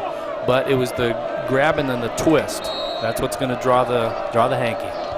Thomas with a man-to-man coverage here and a safety to the back as his brother is running for his life right now, trying to get away from Scots. Can he keep on his feet, get a block? 35-yard line, and Kyle Thomas eventually knocked down after he gets back to the line of scrimmage. Boy, I'll tell you what, the Scots blew that one up early. Ran about 60 yards to get a yard. But again, once you're in scramble mode, it's hard for a left-handed quarterback going to his right. It's hard to throw, so you have to think run and run only at that point. Second down and a bunch here. 18 for the Britons. He lost a couple on that run. Thomas with plenty of time. He'll throw it out in the flats. He's got Martin over there, and Martin will get back to the original line of scrimmage and maybe another yard as Marlon will get it inside the 25 to about the 24.5. It'll be a third down now and 9 for the Britons with 3:56 and counting. And I'll tell you what, this first half has just flown by, Jim. This will probably be the last possession the Brits get unless they get a turnover on the Scots' next possession, because the Scots have done a good job taking care of the ball today. Third down and 9. Thomas has some time. Here comes some late pressure. He's got his guy in the middle of the football field, and that'll be enough for a first down. Marlon Martin again, the senior, found the seam in that zone, and Thomas is able to connect with him for the first down. Good job hanging in the pocket. Knew he was going to take a lick at the end. And then Martin celebrates at the end and accidentally hits the defender in the head. The defender turns over and looks at the official like, are you kidding me? Alma wants a timeout to talk things over as the Britons have everything down on their end. Looking at some Big Ten scores right now. Michigan on top of Iowa right now at the half, 10-3. Penn State clobbering Purdue 28-7. Wisconsin has a kind of a field day with Kent State today. They're up 28-0 at half. So it's an interesting situation. Maybe we can go look around our conference as well. And we'll head down. Why don't we go to the sideline right now, too, for Ava. I think Ava's down there. Ava, we need to get this one, need to pull this one out here this afternoon, young lady. We need a touchdown right now. What are you going to do? Yes, we do. We need to get hype. Everyone needs to be hype. The timeout, it does look like we found some life down on that sideline, though, in this drive. You know, we got the penalty. That didn't slow us down. We got the first down. Now we need the touchdown, Ava, and it's right in front of you, so let's bring it home. Let's do it. On the afternoon right now, Chase Hinkle is 2 for 2 attempts this afternoon for 44 yards. He's 2 for 2 already this afternoon, along a 41. So he's hit 1 for 3 and 1 for 44. I'm sorry, that's Hinkle with rushes. He's had 2 rushes, 1 for 41 and 1 for 3. I'll get it all straightened out here this afternoon. There you go. Kyle Thomas is 5 for 7 for 86 yards and an interception and no touchdowns. Maybe we can remedy that one right here on this play. Yeah, what might have been with that last possession, Jim? First down and goal to go for the 9-yard line for the Britons. They stack them up here on the home side. Martin all by himself on the other side. They'll throw it out to Gibson. Try to get him a block at the 10, at the 5. Ducks his head, leans forward, reaches towards the end zone. Let's see what they're going to call. They're going to say step out of bounds at about the 3-yard line. You fooled me with the last one. He reached the ball over the pylon that I thought he stepped out of bounds in this case. The fumble out of bounds before the goal line. Second down. And listen to this one, guys. Hope is on top of Trine right now, 17-0. Trine ranked in the top 25 at number 24 this year by D3 football here this week, and Hope is kind of putting a licking on them here in this first half as they've shut them down. That's MIAA football, though. They don't care what your national rankings are. These are teams that are very familiar with each other. Thomas hands to Gibson. They'll sweep left side. He's got the corner. Round the corner and into the end zone, Isaiah Gibson. 3-yard scamper, and the one that he kind of had taken off the scoreboard after a 26-yard tote gets redeemed with this little 3-yard sweep with plenty of help out on that left side. Good blocking. Had to really stretch this one out. You can see the blocking just enough. Because, boy, the Scots were more than happy to continue to get a hat on him, but because they were on the near hash, they were able to use a lot of the field to stretch that run out, and he got just enough to get in the end zone. That was good response. Wilton House down there that just would refuse to be blocked as the extra point goes soaring through the uprights, and the Brits now cut it to a 6-point deficit right now, 13-7 now, as they take that ball down the field and finally find the end zone. There's still time to be in the audience as the Albion College Theater Department presents its first main stage production of the year. Curtain rises on the, I think that was earlier this week, so I'm going to go to Homecoming. The combined Homecoming and Family Day celebration takes place today. There's a DJ, a performance by Brits singers, photo booth, bounce house games, and more. And there's also a soccer match today at Alumni Field at 5 o'clock against Trine. So the action doesn't stop with football. You can head over to Alumni Field at 5 o'clock after today's matchup and check out the women's soccer team going against Trine. Kyle Thomas now 7 for 9 in the afternoon, 95 yards, a touchdown and interception. Marquel McCoy with 8 runs for 30 yards. And also Marlon Martin leads everybody in purple and gold this afternoon with 3 receptions for 44 yards along of 9. So the Britons now need to get out here and take care of business. They have about 4.5 minutes less time of possession here in this first half, and with 2 minutes and 43 seconds to go in this first half of football. So far the Scots have done exactly what they wanted to do. They've maintained the football. They've been able to score points on almost every drive, whether it's a field goal or a touchdown. And the Britons need to slow some things down. Is out across the 40 and still on his feet at midfield and into Britons territory comes 81 Drew Bowen, and Bowen is at the 41-yard line. So the Brits, I don't know, this halftime conversation I would think with Coach Buer and his football team is going to be an eye-opener, I would believe. Some just sloppy tackling here on this football team. Had him at the 40. Yep, I will give him the good tough run, but look at all the purple shirts that are standing there that aren't making any effort to knock him down. 42-yard line with 2.5 minutes to play here in this first half. Alma with a couple of timeouts and a short field. And they don't need to hurry up on offense either. You're in plus territory, 2:33 to play, despite burning 1 timeout already. They can run this clock all the way down if they so choose. Stevens will go with an empty set and almost picked off underneath, and the Brits, that would have been an easy 6 right there. I'll tell you what, Levi Ladd is going to dream about that one here tonight, but again, the ball just a little bit in front of him. Couldn't quite get to it. Second down and 10 now. Intending that pass, I believe, for Hinkle. Clock will stop. Good 2.5 undercut to play. on the route right there. That was, boy, I'll tell you what. About one more step, Jimmy, is all he needed. About one more step, and that ball would have been on his fingertips, and we might have been calling a 60-yard return the opposite way to put the Brits on top. Instead, second down. Stevens fakes, throws out into the flat. He's got his fellow down there. That's Joey Schaefer. Schaefer, the tight end, gets it up the field for a first down, 30-yard line, first down and 10. Safe passes. Again, they've run him in a cross quite a few times, and it's been successful. That one gets 11 and gets a first down. Britons next week are going to head towards Hope, and hopefully they stop thinking about that football game next week and get into this one, as Stevens has a bunch of heat coming his way right up the center. Malik Bozell in his face, and he got rid of that football. Second down and 10. And I know that was thrown in the direction of a receiver, and you did have him on a crossing pattern right there, but I believe that was self-preservation. He threw that one kind of at the feet of that receiver because he had heat coming his way, and he was not going to get out of it. Another second, and that would have been a big sack. Instead, it's second down and 10. You got to tip your hat a little bit to Ryan Stevens, the junior, who took over last year, played 8 games last year for the Scots, and then took over that starting quarterback job this year. Had a pretty good Saturday afternoon. Here comes the blitz. Got to him. Almost made him pay, and that ball got out just in time, but the Britons with a nice rush off the edge. A little delayed blitz coming by Cole Hollenbeck.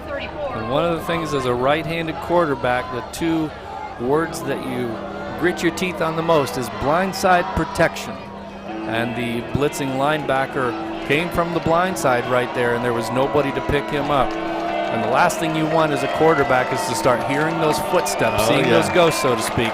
If you want to step into one and you're getting a linebacker coming full bore and taking you out, then you're going to start hearing those footsteps in the future. So good timeout, I think, here by the Scots.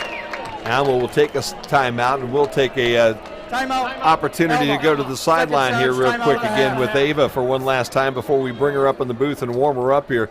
Ava, I'll tell you what, what's the attitude right now of the Brits? Seem like they're a little more fired up. Yeah, to come back and start on them. Going to be an interesting afternoon. Has it warmed up at all? Has the wind picked up? What's the field conditions like right now? The sun, I'm starting to sweat. Aha, so it's getting a little warmer down there. It feels Yes, like it is. a little better fall afternoon. Well, if your feet are getting cold, you can join us up here in the booth here for the halftime. How's that? And warm I'll those come toes up up right a little bit. Britons would like to stop everything right here, but you've got to believe right now for the Scots, this is 2-down territory, Jimmy.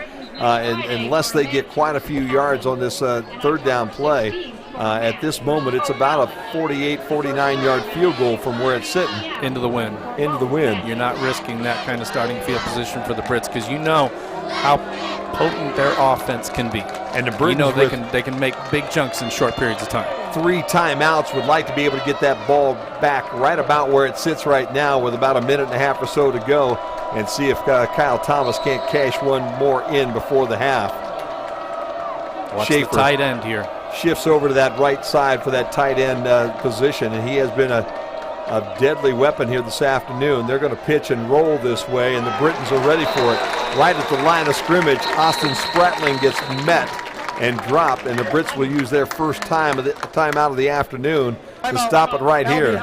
So I think based on that play call, they're punting. Yeah, well, it's not much field to punt from right at this point in time. So that is the problem. But you're right. You might consider it, but it's I just don't see the 30-yard line. If you're calling a safe run like that, it means I'm not going to say they're giving up on that possession because that option play has worked. Yeah, sure.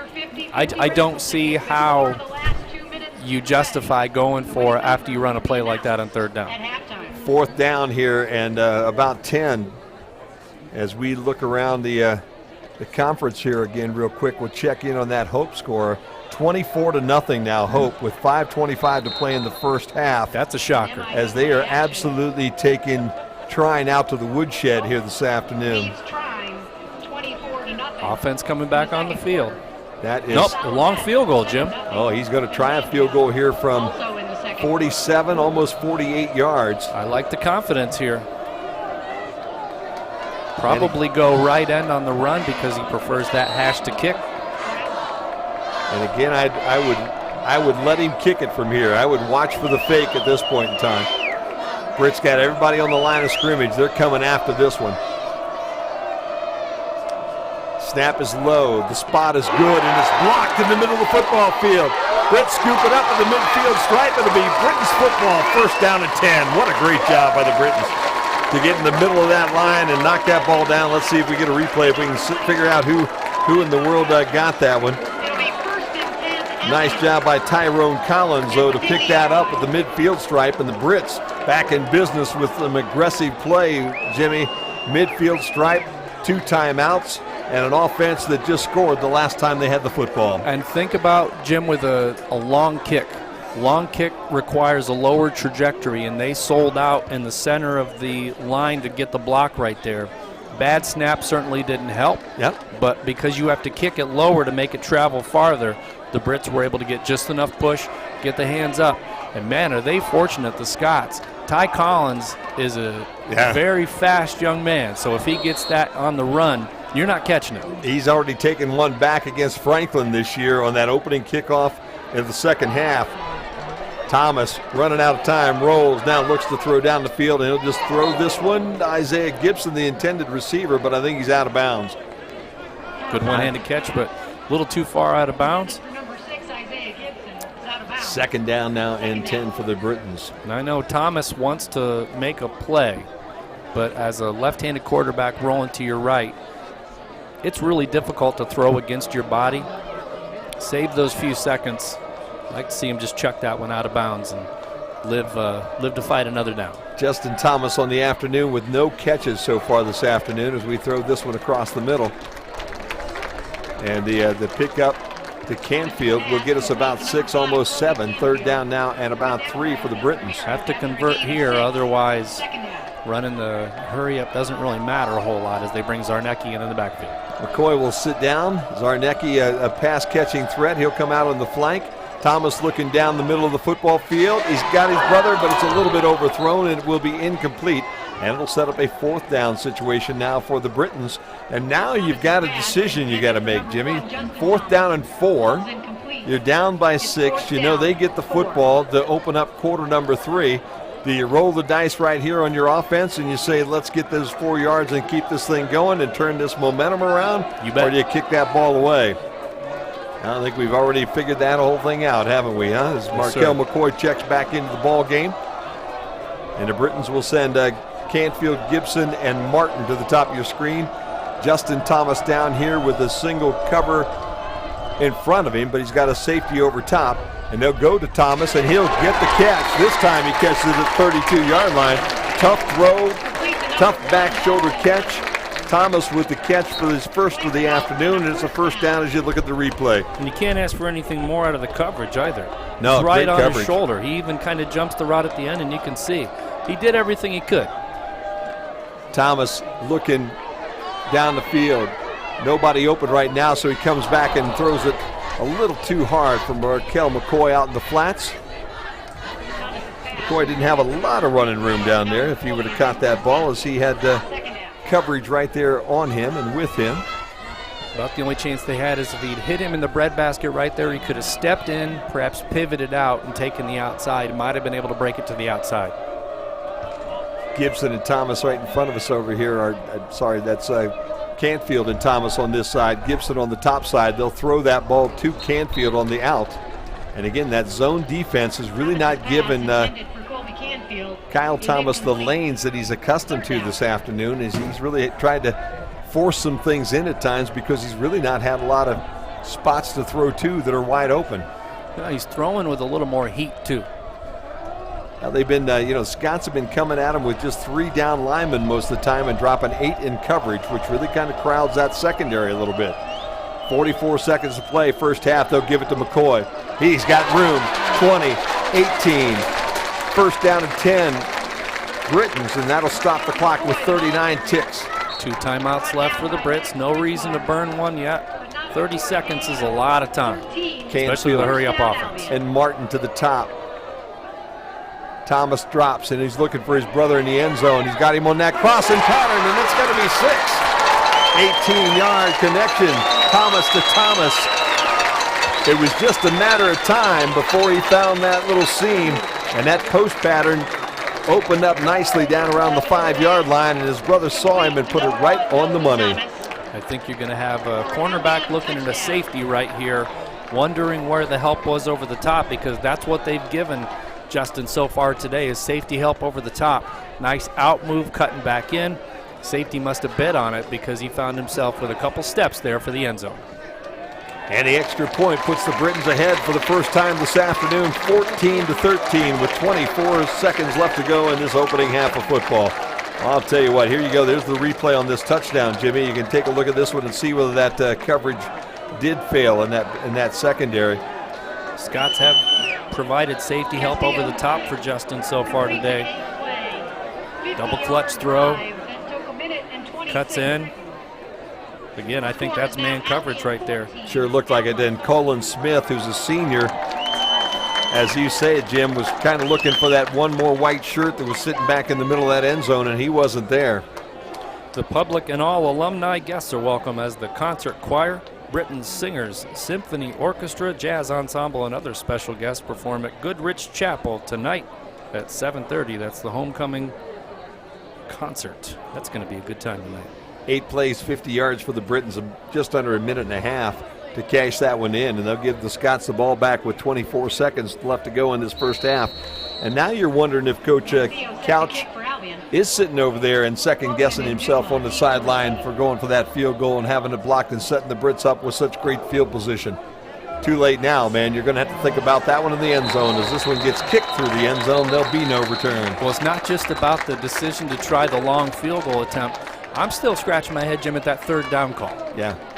I know the option had worked once before, but the Britons were selling out right there because the Scots were playing a little bit safe on offense, and that play was going nowhere. First and 10, Alma. They've done a good job with the tight end, running him in motion, giving him those crossing patterns and being able to get 6-7 yards. And there they run a play that really wasn't going anywhere, and it didn't buy them any favors. It forced them to try a long field goal, which was ultimately blocked, and for the Britons cashed in at a touchdown to take a 14-13 lead.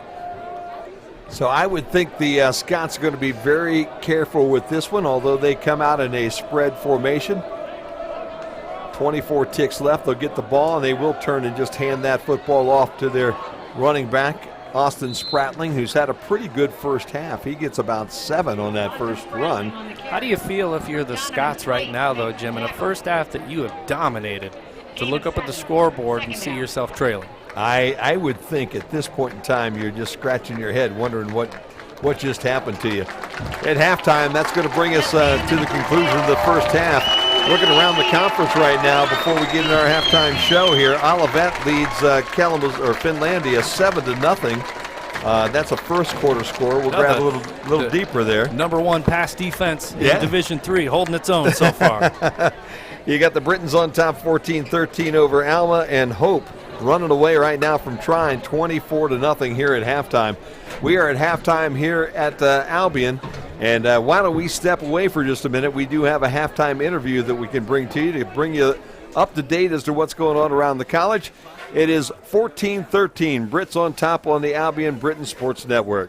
We're at halftime here on Homecoming Day, Albion versus Alma, and I'm John Perney from the Marketing and Communications Office here at Albion College, and with me are Ron Lassard, class of 1982. Ron is president of the Albion College Alumni Board, and also with me is Amy Everhart Perry, class of 2008. She is the associate director of campaign leadership and engagement.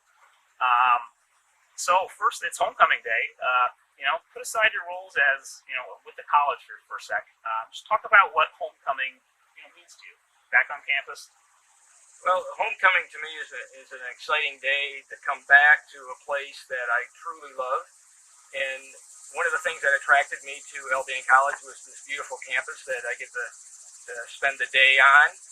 I'm really excited about that. And the other part that's very important to me about Albion College is the relationships that I built with my student athletes when I was here and with my professors.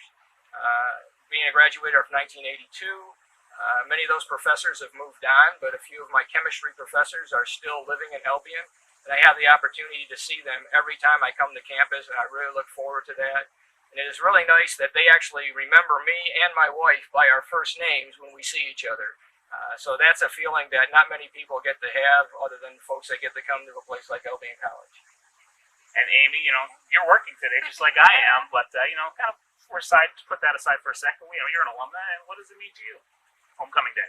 I think it's a sense of community, and to come back and for alumni to remember what makes Albion so special to them, and to also see what life is like on Albion's campus now for our current students. And I think that intergenerational cross-class year interaction is just really special to see our current students mingling with alumni from all different decades. And today we actually have our inaugural, what we're calling the Alumni Lounge, an all-class reunion, which was a project that steered from an alumni board member's idea and concept, and the passion for wanting alumni to come back to campus any year for homecoming, whether it's a traditional reunion year or not.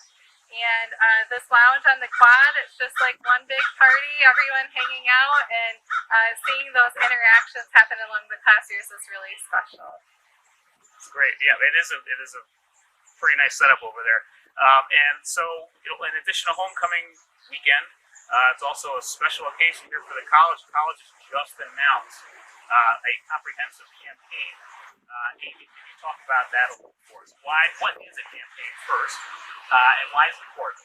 Sure. So our comprehensive campaign is a moment in the college's history where we take a deeper focus and look at the college's priorities and making sure that we are funding those priorities in a way that will move the college forward into the future. So this is our time to rally together as a community and say, this is what we want Albion to look like in the near future and in years to come, and preparing those current and future students to be world changers.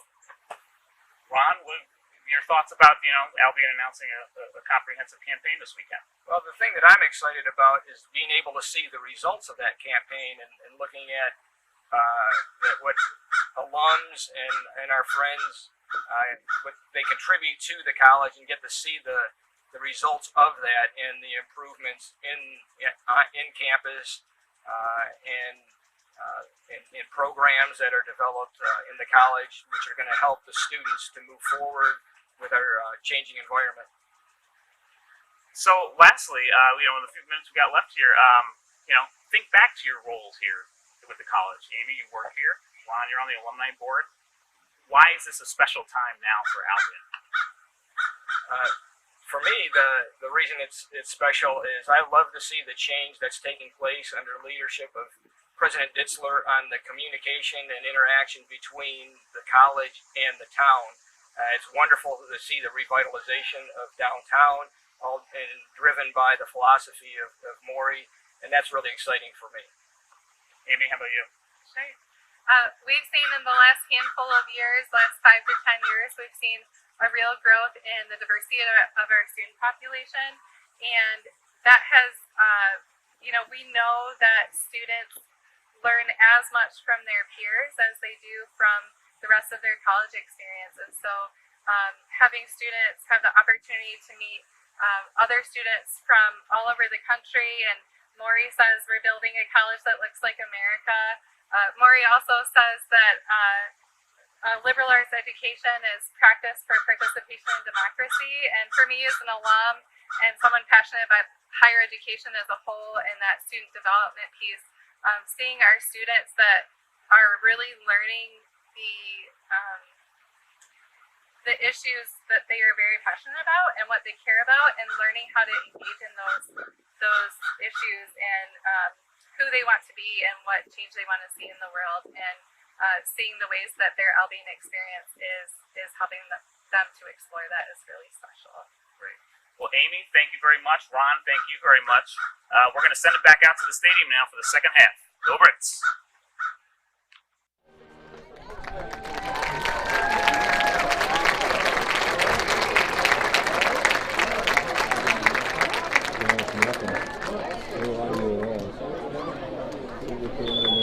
And now, please welcome back all of our Brits marching band alumni who have returned to relive the magic of performing at Sprankle Sprandel Stadium, covering more than 4 decades of marching memories. That's right, Tim Newstead, 4 decades. Please give our alumni band a rousing reception.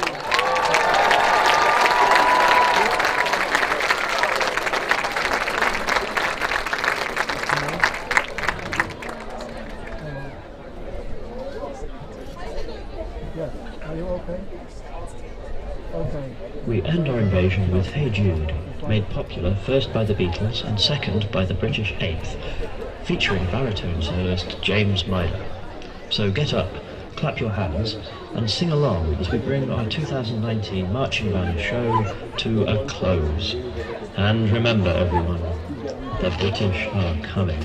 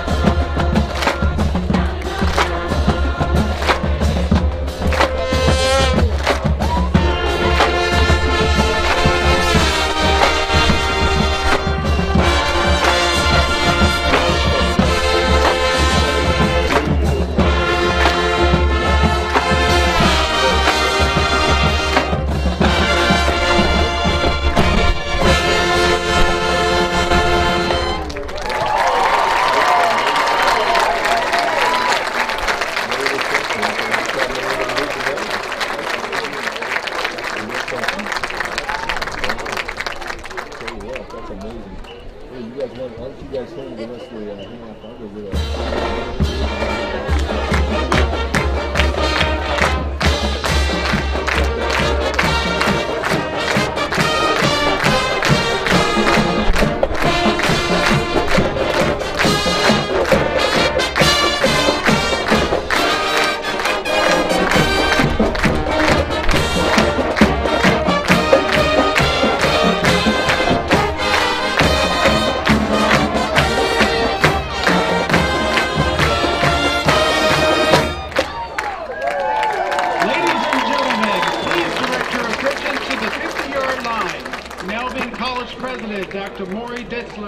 and one of last year's homecoming Royal Britons, Matt Stander, as we present your 2019 Homecoming Royalty Court.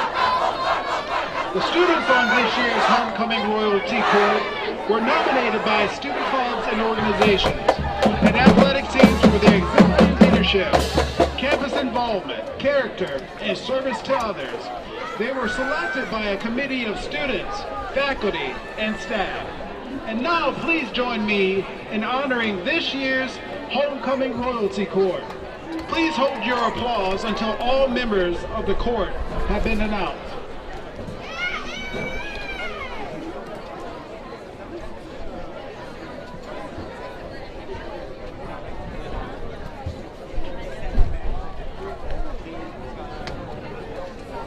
Zainab Ahmed Ahmed, a senior from Rochester Hills, Michigan, nominated by Student Volunteer Bureau and Britain Tradition. Karen Carroll, a senior from Parma, Michigan, nominated by Union Board. Jared Fife, a junior from Louisville, Kentucky, nominated by Student Senate. David Koff, a senior from Brighton, Michigan, nominated by Alpha Chi Omega. Darcy Munns, a senior from Lake Orion, Michigan, nominated by the women's lacrosse team. Talia Okanayan, a senior from Northfield, Michigan, nominated by Alpha Chi Omega. Arshawn Parker, a senior from Detroit, Michigan, nominated by the Black Student Alliance. John Taj Wallace, a senior from Albion, Michigan, nominated by Kappa Kappa Psi and United Voices of Albion College. Hannah Woods, a junior from Macomb, Michigan, nominated by Alpha Z Delta. And Aaron Vanderlei, a senior from Louisville, Michigan, nominated by the women's softball team. Please give a round of applause for your 2019 Homecoming Royalty Court.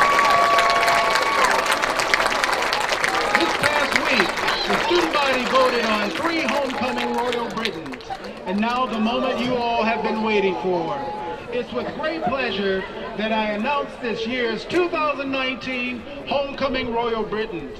Drum roll, please. Arshawn Parker.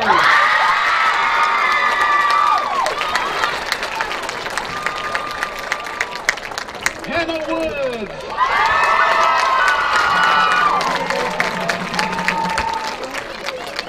And finally, John Taj Wallace.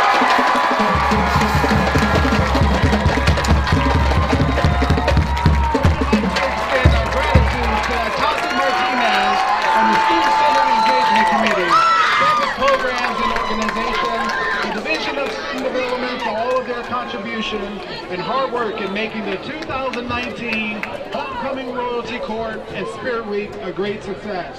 Thank you. So it's hard to believe at halftime here, Albion leads Alma 14-13. There have actually been 5 scores so far in the game. Jim Bellamy giving you the halftime stats as we get ready for the second half. We're about 5.5 minutes away from the second half kickoff. Zach Clements gets the scoring started for the Scots with a 22-yard field goal, 6:18 to play in quarter number 1. It becomes 6-0 with a Clements 40-yard field goal, 13:35 to play in the first half.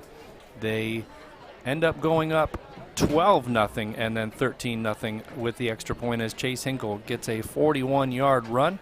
And that's with 6:42 to play in the first half. The Britons finally get on the board with a Kyle Thomas pass to Isaiah Gibson for 3 yards with 2:43 to play.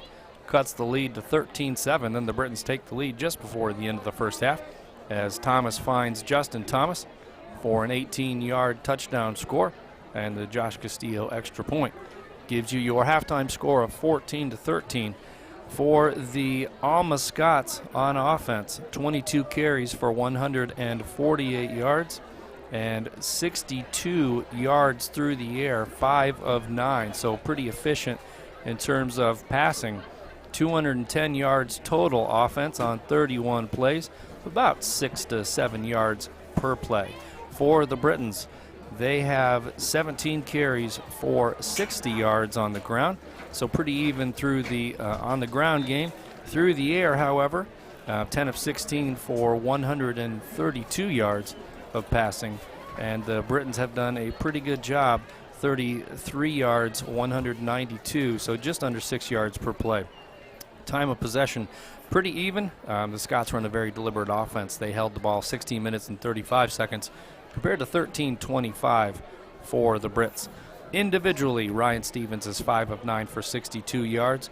Austin Spratling leads Chase Hinkle actually leads the team in terms of carries. 2 carries for 44 yards. Spratling 11 for 42. And Solomon has 2 for 34. Schaefer has 3 catches for 44 yards, and Spratling has 2 for 18. For the Britons, Kyle Thomas 10 of 16 for 132 yards, 2 touchdowns and 1 costly interception. Marquel McCoy leads the team on the ground, 9 carries, 43 yards. Thomas, no yards technically on 5 attempts. Cullen Cox has 3 carries for 17. Through the air, Colby Canfield leads the squad with 3 catches for 48 yards. Marlon Martin was the primary target early with 3 catches for 44. And Justin Thomas, 2 for 31 in that big touchdown. So again, 5 scores, but only 14-13. Been an interesting first half. The Scots did win the opening toss and they deferred, so they will receive the second half kickoff. And what has been Jim, it's been just a weird first half. It was dominated early by the Alma Scots. The Britons finally get those 2 scores at the end of the first half. But I think something you brought up earlier about I'd be interested to see what kind of halftime talk Coach Beer has with these young men. I'm kind of interested in that as well, and it may be something I ask him in the post-game interview because that first quarter, that was about as flat a Britain squad as I can ever recall seeing. That was some sleepwalking here at Albion this afternoon. We've not seen that very often. There are a boatload of people down there, Jimmy. I'm telling you what, there's a huge crowd here today for homecoming. And it's good to see. I mean, the crowd on the home side is just absolutely packed. And there are people standing everywhere this afternoon, so it's good to have a crowd here that is getting into the ball game this afternoon. As you can see, a little bit of camera work there. They're all over the place. And if you want a hot dog right now, forget it. It ain't going to happen until the third quarter, until everybody gets back up and sits down in their seats here again. About a minute and a half away from the kickoff of this second half, and we're going to send Ava Smith back down there. Before you go down, Ava, what do you have there? You look like you had some pretty fancy snacks here at halftime. Did the volleyball team get special treatment here or what? Yeah, shout out Grace Van Dorn for the great popcorn from her work yesterday. Oh, wow. So, yeah. Yeah, big shout out. You also got a shout out from the sideline this afternoon, too. What was going on down there? Yeah, shout out to the Knopf family for watching and tuning in. That's awesome. Yeah, well, there you go. And with that, you've got to go down and get busy there, young lady, because we got a football game to win here this afternoon, and it's all on your shoulders here in the second half. 14-13. Brits on top here at halftime at homecoming. And I'll tell you what, it's an interesting first half, though, Jimmy. In fact, it looked like the Brits, all the way down to that last 5 minutes of that first half, just were having some difficulty. They couldn't get anything going offensively.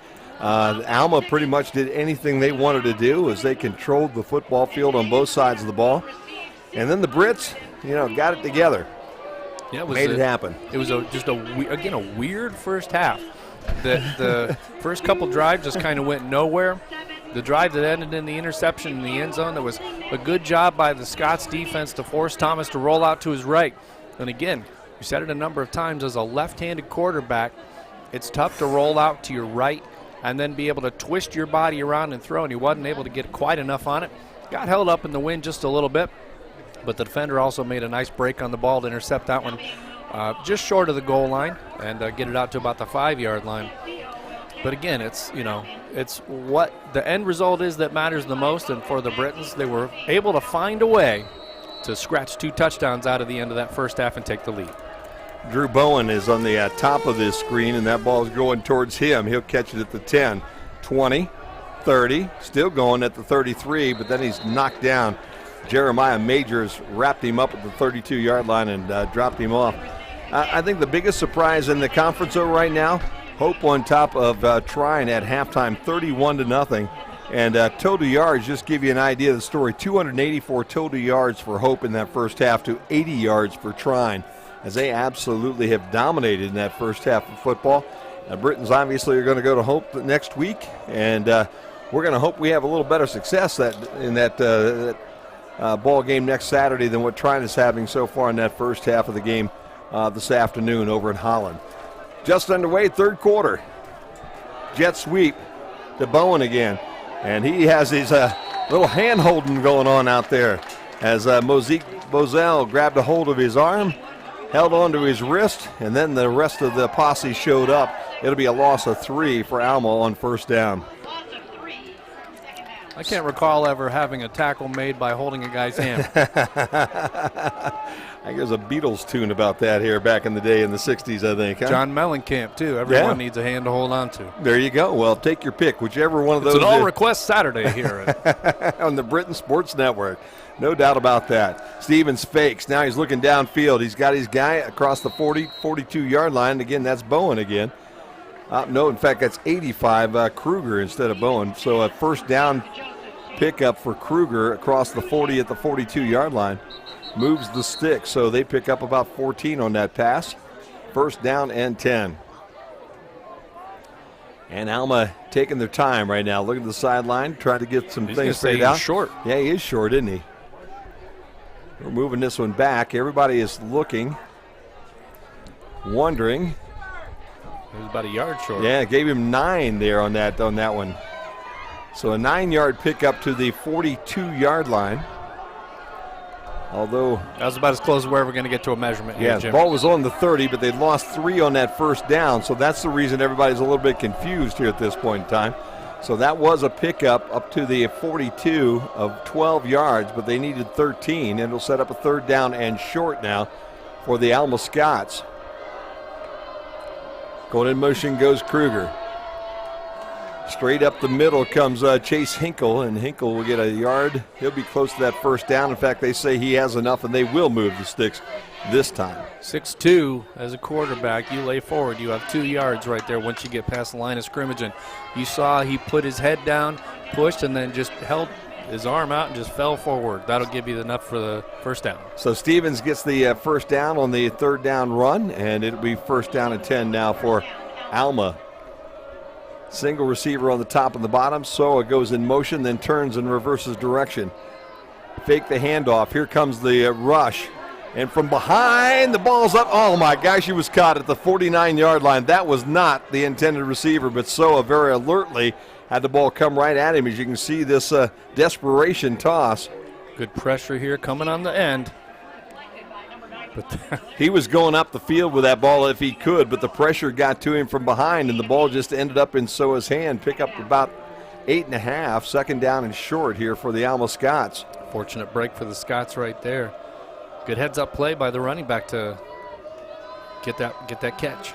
Hinkle goes in motion this time. He has the ball, and the jet sweep is going absolutely nowhere as he's going to be tackled in Albion territory as the Britons there on the pursuit. A good job by Mitchell Aronson to follow that thing all the way down the line of scrimmage and dump Soa for a loss of a couple. It'll be third down now and 5. Aronson did a nice job right there of pushing number 66, Jacob Headley, the offensive lineman, into the path and kind of pushed that leg so that he ended up kind of tackling him and inadvertently tripping up his own guy too. So you basically had a 2-person tackle right there, except one of your tacklers was your offensive lineman. Show that jet sweep again. Here comes the blitz. Soa gets it on that little delay, and the Brits right there to tumble him down. That was 21 Tyrone Collins that saw that one coming all the way, and right at the line of scrimmage, Soa goes down for no gain, and it'll be fourth down now, and the Brits defense fired up here in this start of the third quarter. That was a hold-your-breath moment for the Scots on both ends. Your quarterback gets drilled at the end of that throw, and a low tackle right there takes your running back, and he was slow to get up as well. So well, they took their lumps on that possession. That was a great job by the Britons to make a little bit of a statement on that first possession of the second half for the Scots. Gibson stands back at his 15-yard line waiting for this punt.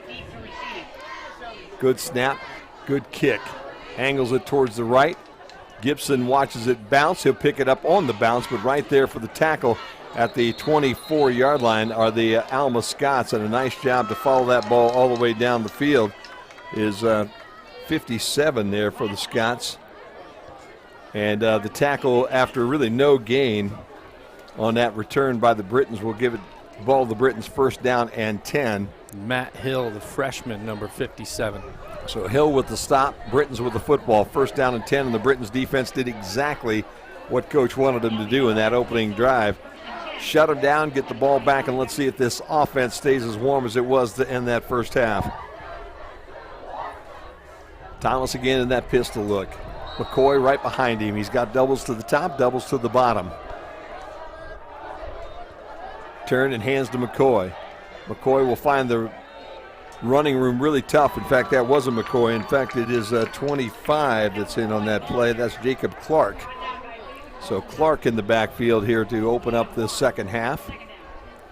He'll pick up about a yard. It'll set up a second down and 9. Similar start to the first half with a good push by the Scots on defense.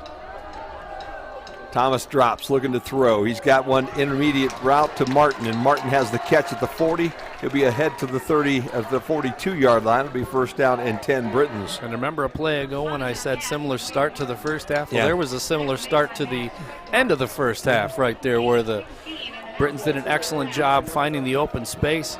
Good set-down route right there, well past the chains, and a first down. First down and 10 Britons. Doubles to the top. Thomas all by himself on the bottom.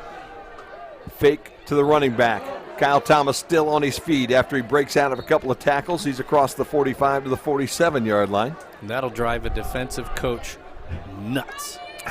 How many different guys had a chance to lay a hit on Thomas as he rolled to his left right there and were able to wrap up? Good job of being evasive on the run and a good stiff arm to finish right there. Really kind of made something out of nothing and got about 5 or 6.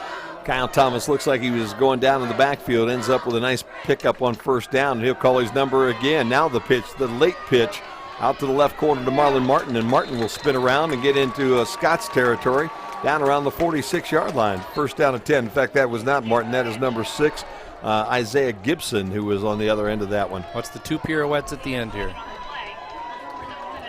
Excellent finish right there. But well-designed play, a little unique. Again, handoff in the backfield. This is Clark up the sideline. 25-yard line before he gets run out of bounds. They'll say he made the 23. And the Britons now have some offense going. Good left end run right here. Good blocking. Good downfield block by the wideout. Must have been engaged from the front. Looked at the end like it was a block in the back, but no call, so must have engaged him the correct way. Clark again in the backfield. They'll hand it to him again. He'll try left side again. He does have room there as he'll be close to that first down stripe. Inside the 20, close to the 19. That's where he's got to go, but he'll be just short. It'll set up a third down now and just a matter of about a half a foot. Second down and a couple. Again, the offensive line a little bit maligned in that first half for not being able to open up running lanes. I think now we know part of what that halftime speech might have been. I think you probably have that figured out. I would going to ask the coach so anyway. Fake the ball to Clark this time. They'll throw the ball back shoulder again. This is Marlon Martin. Martin's had a pretty good afternoon. He's inside the 5. They'll mark him at the 3. It'll be first and goal for the Britons. And that was a good back shoulder route, but the corner giving him a lot of cushion right there. Probably could have led him even a yard farther up, and if he'd done that, may have been able to just turn it and fall into the end zone. If you're going to spend that much time looking out for the other Thomas brother as the Britons score a touchdown, nice job by Jacob Clark. Had a couple of nice runs, Jimmy, so you might as well reward the big fellow right down here at the goal line. He goes off left tackle, and there was absolutely nobody between him and the goal line. A little bit of a defense right there as he crossed the goal line, but the 3-yard run gets Clark his first touchdown of the season. Really had the defense on its heels. Those last 3 or 4 plays right there, again, just had the defense guessing and not being able to dominate. Extra point is up and good, and the Britons now up by 8, 21-13. As I said early on in the football game, if you're going to get field goals, we're going to get touchdowns. We're going to turn this whole thing around. Ava Smith's down on the sideline. Ava, that's got to feel a little bit better. Yeah, it's completely different. They're looking awesome and hyped up. No doubt about that. Jacob Clark, the junior out of Livonia, Michigan. And there's a hole big enough for you and me to run through there, Ava. Yes, there was. He had that whole end zone to run in. Touchdown for the Britons. 7:53 to play. Quarter number 3 as they'll kick this one off.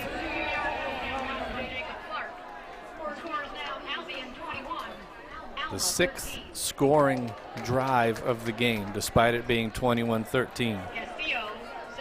Except, again, like you said, the difference is 2 field goals and a touchdown for the Scots, 3 touchdowns for the Brits. I'll take that split any day. Any day of the week, no doubt. Duma is the young man here in front of us on the home side. And I believe that's Hinkle on the top side, as this ball will bounce past him and into the end zone and be down. No, in fact, that is number 2. So we got a new guy in there right now, Jarrett Bright, the young guy that ran that ball into the end zone. So we'll add Bright to our list. Albion's physics department, in cooperation with the Astronomy Club, is hosting an observing session including constellations, Jupiter, Saturn, and the Moon from 8 to 9 tonight at Polensky Hall. So that's a fun way to kind of cap the evening, 8 to 9 tonight. Britain's defense back out on the football field here after a nice stand to open up that third quarter. Let's see if they can continue that intensity here this afternoon and maybe open up a little daylight between them and the Scots here before this third quarter is over. First down and 10. Again, Stevens in that backfield. He will turn and hand to his favorite running back, Austin Spratling. And Spratling, who's had some pretty nice runs this afternoon, will only get a couple on that one. Not sure if he lost his footing or if he kind of self-sacrificed right there because he had a couple of defenders getting ready to tee off at the end of that run. Regardless, short gain, and the Britons' run defense looking a little stronger here early in the second half than they did in the first half. Levi Ladd with a tackle there for the Britons. Second down and 8. Stevens on the roll. Here comes the heat. Dumps it out into the flat. It will be connected and maybe a late hit, a late bump at least on Drew Bowen. Bowen up the field to the 32-yard line. And I think the only reason that wasn't called is they had the good fortune of being bumped into a Britain sideline full of players who were ready to hold him up and just kind of ease him back into. No, it was just a little left tap. It wasn't anything big. If he's on the home side, he's probably going down, and that's going to draw the penalty. So break for the Britons right there, 3rd and 4. Give that to Kruger instead of Bowen, 85 instead of 81. Doubles to the top, doubles to the bottom. Stevens going to look to throw quickly. That one's tapped away. 35, Quentin Jackson saw it coming.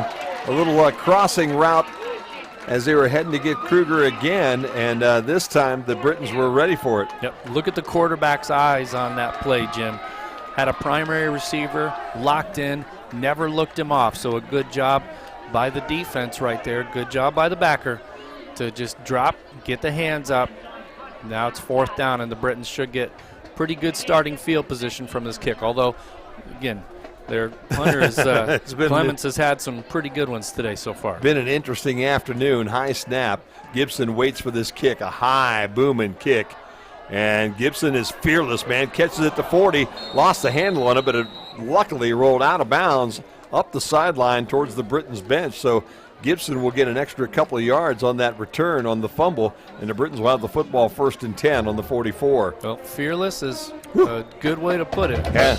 When you're in punt return especially, and you're on a dead run to try to catch a ball, or in that case, a bound and then, in traffic like that, could have called for a fair catch, had a defender zoom past him, and that's one where, buddy, you better have your hands on that ball, otherwise the coaches are not going to be happy once you get to the sideline. So the Brits get a 1st down.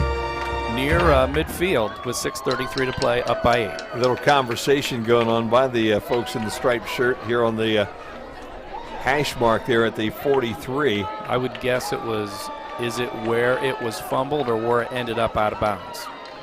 And I think they're going to mark it back where it was fumbled as opposed to where it ended up, because I think it went forward a few yards. Did. About 41-yard line is where they're going to put that football. Marlon. Kick.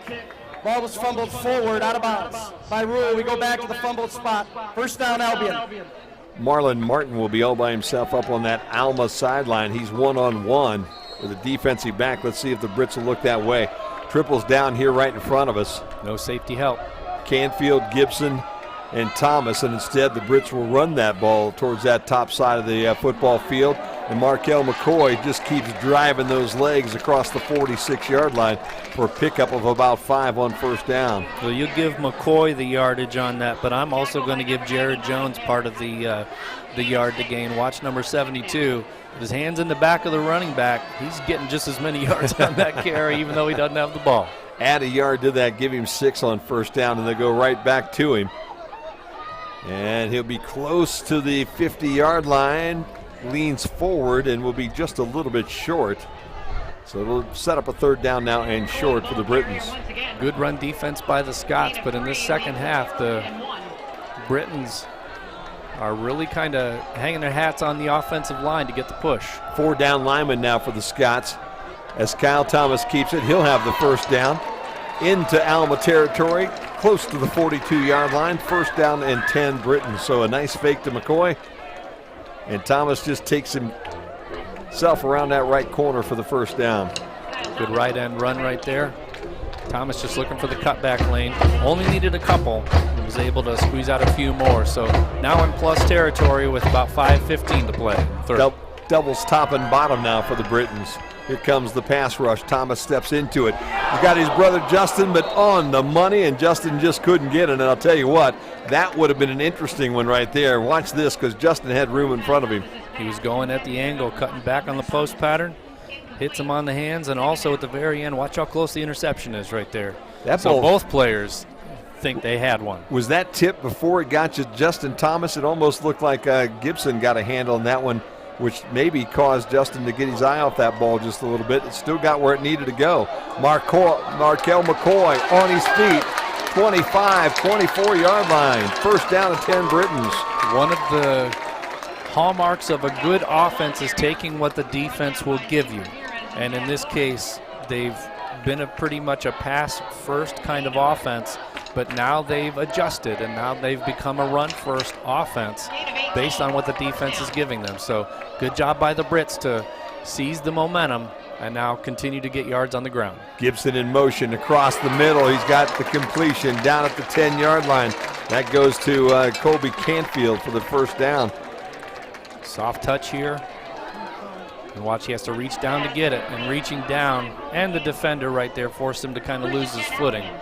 But a big pickup and another first down. Canfield again in that slot on the top of your screen. Martin outside of him. Whistle and a procedure call before that play got started. That's about the only thing that's backing up the Britons right now, because the Scots defense is on its heels. Ball start, offense, number 72, 5-yard penalty, still first down. First down at 15 as we mark that ball back to the 15-yard line. Just a matter of inches there, or the Brits would have an opportunity for the first down just before the goal line, but it was just inside the 10 when we started. 4:09 and counting here, third quarter. McCoy looking for room, gets around the right end. He's got the 10, he's got the 5, he's driving to the end zone, and he's in. I'll tell you what, Marquel McCoy had 190 yards last year in this football game. Starting to exert his will here in this football game, especially on that drive. Again, we talked about it in the pregame, Jim. Only one touchdown so far this season coming into today's contest.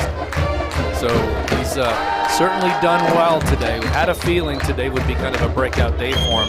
And again, this has been an offense that has changed its mentality today based on what the Scots have given them. They have become a run offense, And that's a whole lot of fun for an offensive lineman to say, I know we had a rough start, but I believe in you guys, and we are going to make an impact and a statement today on the ground. Mike Holliday tried to get to that one, but could not. He bumped the kicker just a little bit, Josh Castillo, but Castillo knocks it through the uprights and makes it 28-13. Ava Smith on the sideline. Ava, they scored right in front of you, so whatever you've been telling them, you just keep that up, will you? Oh, for sure. They're hype. I'm keeping them hype. That's exactly what we needed, man. You're right down there on the bench and right down there on the sideline where they scored that touchdown. They looked over at the sideline and said, man, if we don't score this one, Ava might come out and get us. Yep, Coach Ava. Exactly. I'll be out for them if they don't keep it hype. Atta girl. That's exactly what they need. Don't make me take these sunglasses off. Exactly. 4 minutes to play, quarter number 3. The Brits have answered the call here in quarter number 3 with a couple of touchdowns. And all of a sudden, they have a 15-point cushion over these Alma Scots. Interested to check out that Hope Trying game. Yeah, going to have to go take a look at that one. I'm curious now about what the score is with it. Such a lopsided differential in the first half, 31-0 at last check. That has me bewildered. Yeah, we'll find that out here as we go, as this kick goes into the end zone and will be down for the touchback. So the Scots will bring it out to the 25, 1st and 10. Visit Albion this fall and discover why it is one of the nation's top-ranked liberal arts colleges. There is an open house scheduled for November 2nd. Visit albion.edu today to register for a fall open house. So the Britons defense, which has stiffened quite nicely here. Latter part of that second quarter and now into this third quarter, will come out on the field and try to do the same again. As Alma, who really had a great first half of football and seemed to be able to make almost anything work, is now finally going a little tougher here in the second half. Except putting that ball in the end zone. Hinkle goes in motion. Handoff right up the middle, and that's Austin Spratling. And Spratling, again, has had a pretty good day. That's almost 8 yards for him on first down, so it's 2nd down and short now for the Scots. Walking a little gingerly on that right leg coming off after that last carry. They're doing a good job hitting low now on the runs. Let's give that to Solomon, in fact, number 3, not number 10. So we'll give that one to Solomon for the first down. And Solomon went out to the side, and they've actually brought the second quarterback in, Mason Eipel, who has come in, number 12, and he's blocking at this point in time. I don't think I want my backup quarterback blocking too many linebackers this afternoon, but Steven reverse course because of that and is able to get around that right end for the first down. You have to think as a defender, if I'm going to have to run that far, I'm going to get a lick on that quarterback. So good job getting out of bounds and taking as much as you can, being able to move the chains there, because you know if he tried to stretch that one upfield, there was going to be a receipt. So getting just to the chains, seeing the defender, I'm going to get out of bounds before I get hit. Solomon back in the ball game, so must have been some sort of equipment or a little bit of a ding that he was able to take care of, and they'll hand the ball to him right away. He'll find room in the center of that football field and go for about 5 on first down. Again, now the offensive line for the Scots starting to get that push like they did early. Britain's defense needs to continue to stiffen up because they have played much, much better the latter part of the first half and here into the second half. So the wingback 25 sitting back there looking to the sideline for this call. Solomon again at the running back spot. Asoa will take that wing spot to the right. Single receiver top and bottom, and they'll bring Gorowski in motion. Fake the handoff. Stevens under pressure. Stevens tries to go forward, but he's going down. Got back to the line of scrimmage. In fact, might have gotten a half a yard, but not any place to go for that young fella as big 91 Mitchell Aronson. Aronson hits him at the 39, and he drags Aronson forward to the 44. That's a 5-yard push from contact. That's impressive for the 6'2 quarterback right there. You know, the other side that you got to worry about a little bit in the football game that we play nowadays is you can't just absolutely rough this guy up, so you Right. kind of gently ride him to the ground anymore. In the good old days, Aronson picks him up if he can and slams him into the ground, but that doesn't happen anymore. That's 15 yards and is not a good situation. Stevens on the little slant crossing route here underneath, and that's going to be short of the first down number they needed as Spratling catches it, but only gets back to the line of scrimmage. It's 4th down now and 4. Good sure-handed tackle by Levi Ladd right there. No yards after catch, and that's a no-brainer. This is a 4th down punt coming up for the Scots. And again, Jim, as deliberate as they are on offense, now you're looking at, in all likelihood, they're not going to touch the ball until the 4th quarter. Yeah. And they need 2 scores. So now the game is going to kind of change the way they run the offense. And I would watch now maybe for that fake kick, but it will not be one. Ball gets kicked and it's short.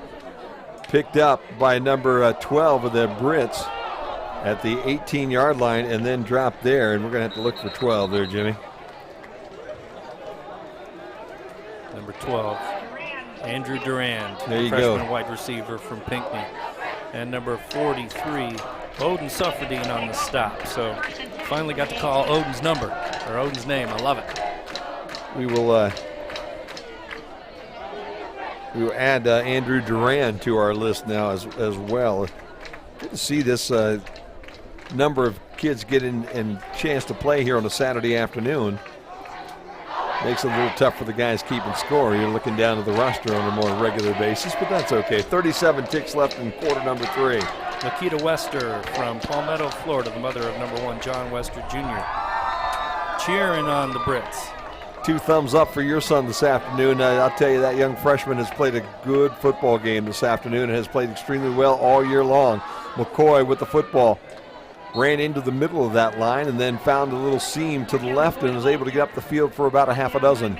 And also Ty Collins, number 21. Mom says she's watching from Bradenton, Florida, and she's so proud. So Naomi, thank you so much for checking in, and thank you everybody for tuning in. Don't forget to send us an email at webcast@albion.edu and let us know where you're watching and who you're rooting for. Britt's going to run this 3rd quarter out with this play as McCoy goes forward for the 1st down.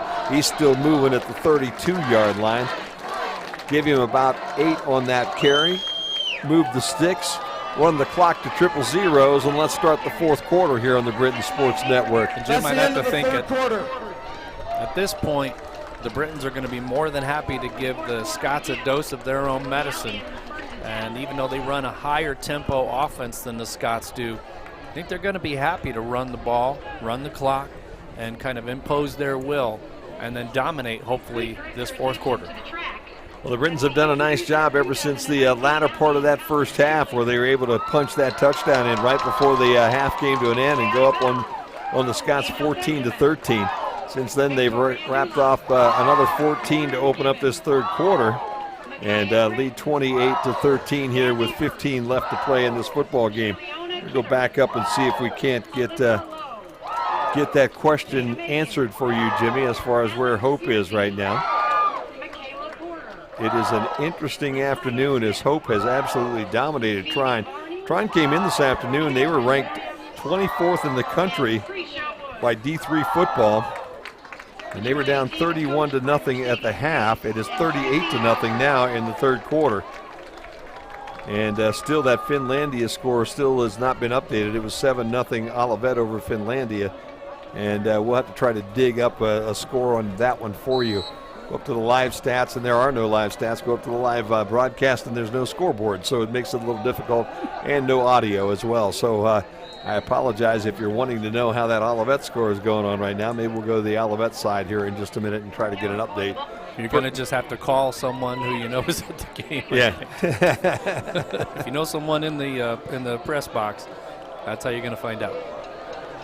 1st down run goes for a couple for Jacob Clark, and it'll be 2nd down now and 8 for the Britons.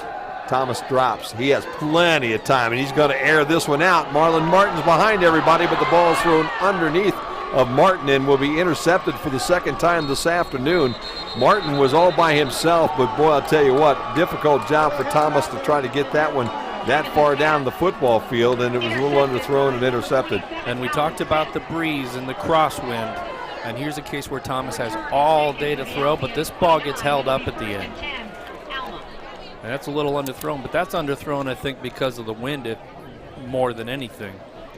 Martin was certainly open, but again, you're throwing into wind despite, the flags atop the goalposts aren't really blowing all that hard. And Ava can probably confirm, too, that it may not seem all that windy in the field, but I don't think there's any question. The wind held that one up a little bit at the end. There is some wind down there, and we'll go down to Ava here in just a minute and check on that just a little bit. So the Scots get the ball back, and they'll go back down to that running game, and it will not be very successful as they'll lose a couple of yards. Hand the ball off to Sprantling again. Sprantling will lose a yard on first down. Austin having a pretty good afternoon, 6'1", 178-pound senior. They'll say he got back to the line of scrimmage, so it's 2nd down and 10. And it'll be interesting to talk to the coach after the game, Jimmy. You'll go down the sideline and get a chance to talk to Coach Buer and see what kind of changes they made in this defense, because all of a sudden things got a lot stiffer as the afternoon went on. A big hit as Ryan Stevens came out of that pocket, and up comes number 19 for the Britons. That was a monster lick by Derek Craig, the junior outside linebacker. That was a coverage sack opportunity right there, and Craig timed it just right. And buddy, that's the kind of hit you dream of right there. Stevens up and active after that one, but he's got a 3rd down now and 10. And this crowd, which is huge today, making a little noise here in Albion. Stevens up the middle, and he's going to convert that for a 1st down. Boy, so many opportunities there for the Britons to wrap him up, but instead Stevens able to find a nice little seam right up the middle of the football field and get just what he needed. Blitz off near side, unable to get home. And the reaction, again, you got decked on the last throw, incomplete, and to come back and run into the teeth of the defense right there, that's some serious toughness. Hats off. Chase Knopf, the young fellow that his parents are talking to our sideline reporter this afternoon, almost got there, not quite. And Stevens calls his number again. He'll get 8 this time. And if he didn't, that would have been a loss of about 3 on the play, because the runner was engulfed by the Britons defense. But again, calling his number successfully, and that's why he's the 2nd leading rusher on the team. He's not a mobile quarterback like Kyle is, but he's getting the yards when he needs to get them. Stevens in that pistol look again as they look to the sideline. Austin Spratling next to him. Wingback is Soa to his right. No, in fact, that is 86 Joey Schaefer who moves over to the left side. They will pitch that ball to Spratling. Breaks through a tackle and had just enough for that 1st down as he crosses midfield. Britons had hands on him at the line of scrimmage right there, but he was able to shake free. And he was able to get just enough to move the chains. That interception now, Jim, may prove costly if the Scots can cash in here and make it a 1-possession game. Got to make it a ball game again, that's for darn sure. 2 interceptions on the afternoon now for Kyle Thomas. They fake the run and then they throw out into the flats, but that one low to Gorolowski. And it'll be 2nd down now and 10. Interesting idea. You have those options. Fake the handoff. The quarterback basically has been running quite a bit. He showed maybe like he was going to keep it and go around right in, and at the last second he tossed it at the feet of Gorolowski, and no chance whatsoever to pick that one up off the turf here. And a forward pass, because if that's a lateral or anything like that, then that's a live ball right there. So goes forward by about a 1/2 yard, falls incomplete. Hinkle comes in motion. Handoff goes right up the middle of the football field again, and that's Dustin Solomon, and Solomon will have the 1st down. They have done a nice job on the interior of that offensive line, Jim. Look at the hole they've got here. Able to run right up the gut, able to go north-south right away without having to dance.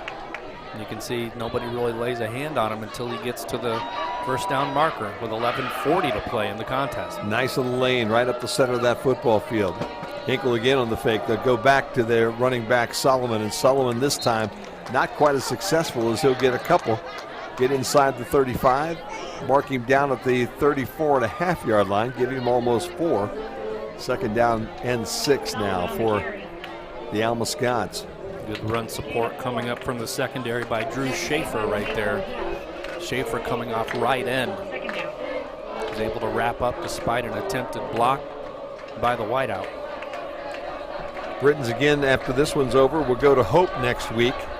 A 1 o'clock game. We will not be there. And you know what Hope's doing to trying today, so they are going to be the guys to beat. Swallow with the catch. They're going to say he caught that ball. Good hit again by Drew Schaefer coming up from his safety spot. But Soa able to put both hands around that football and head to the turf. First down and 10. And Alma all of a sudden starting to show a little offensive life here in this drive. Back is Spratling. And Spratling has a almost first down run on first down as he gets down close to the 15-yard line. Give him 9. Set it second down and 9. So they moving between Solomon and Spratling here in this second half, and both running backs having some success, Jim. Wendy Mazaway is watching from Tyson's Corner, Virginia. Zach's mom. Solomon is to the 5-yard line. He's got the first down. Got this ball first and goal to go at about the 5 as the Britons defense all of a sudden playing football like they did in that first quarter here again. And I'm sure Coach Brewer and Coach Sheridan not real happy with the way that this crew's doing business right now. They're going to take a timeout, bring them over and chat with them just a little bit. First charge, timeout of the half. It's a good timeout right there. Yeah. Again, you talk about the Scots, the last 2 touchdown drives for the Britons. The Scots defense had been in its heels, and the Albion defense looks like it's kind of in the same boat, that they've been reacting a little too much and not dominating. And it's a good timeout to kind of get things resolved. And if you can hold them here, I don't think they're thinking field goal at this point on a first and goal. I don't think you can think field goal at this point because you're not guaranteed to get the ball 2 more times if that's the case. You got to believe they're going to go for it down here no matter what, and the Brits would like to force them into that choice. That's for darn sure. Ava Smith, you're down on the sideline. You know, we were talking a little bit about the wind. What are you feeling down there wind-wise? The flags are dead right now, but that thing swirls around quite often down there, doesn't it? Yeah, it's weird. It's like bursts of wind, and that one ball that you guys talked about earlier, I think it was just one of those bursts of wind, honestly. It's been pretty flat. How would you like to play volleyball on a football field where the wind's blowing around all afternoon long, huh? What was that? How would you like to play volleyball in the wind? Oh man, that volleyball would be soaring through the air. No, thank you. Spratling on the draw play for next to nothing as the Britons saw it coming. Tripped him up right there at the 5-yard line. So it'll be second down now and goal. I think if you're the defense here, as much success as the Scots have had running the ball, Jim, do you sell out for the run and force them to try to beat you with the arm? I'll tell you, you just might. We're about to find out. They had a timeout to figure this whole thing out. Stevens going to lob it out in the flats. Brits out there, and just a late pass Incomplete. that was kind of difficult to catch. It looked like Spratling might have gotten his leg kind of twisted up underneath of him trying to get back to it. And Jim, it exactly answered the question. Game clock operator. Please reset the playing clock to 9:23. 9:23. They were anticipating a completed pass right there and down without contact inside the 5. But boy, oh boy, Jim, they had a nice misdirection play. Sent the running back out to the left, and he was wide open. You put less touch and a little more zip on that pass, and he's walking into that end zone. So Britons now with a 3rd and goal, and what you have to think is 4-down territory for the Scots. 3rd down and 4. And they keep, and the touchdown will be made by Ryan Stevens. So Stevens just kind of let everything wash out in front of him and waited for that line to open up just enough of a crease for him to walk his way into the end zone. So it's 28-19 right now. And a good call here to go for the extra point. You know, a lot of people who chase the points wonder, why don't you go for 2 now? Don't put yourself in a position where if you don't get it now, it's still a 2-possession game. Take what you presume is the sure thing. Extra points have been pretty much automatic here for both teams this afternoon. Good snap, good placement. Blocked! And it's blocked. And it's picked up. Brits at the 11-yard line, so a nice job by the Britons. That keeps it in a 2-score situation for the Brits as they have now blocked a field goal and an extra point on the afternoon, Jim. And that's huge, Jim. That block makes it, again, a 2-possession game. And now it's going to force the Scots, because it's 2 possession, it's going to force them to play a less deliberate offense. They're going to have to be a little more urgent. And we'll see if that impacts how they operate and their ability to do things. So 28-19 with 9:18 to play in the game. 2 timeouts for the Brits, all 3 timeouts for the Scots.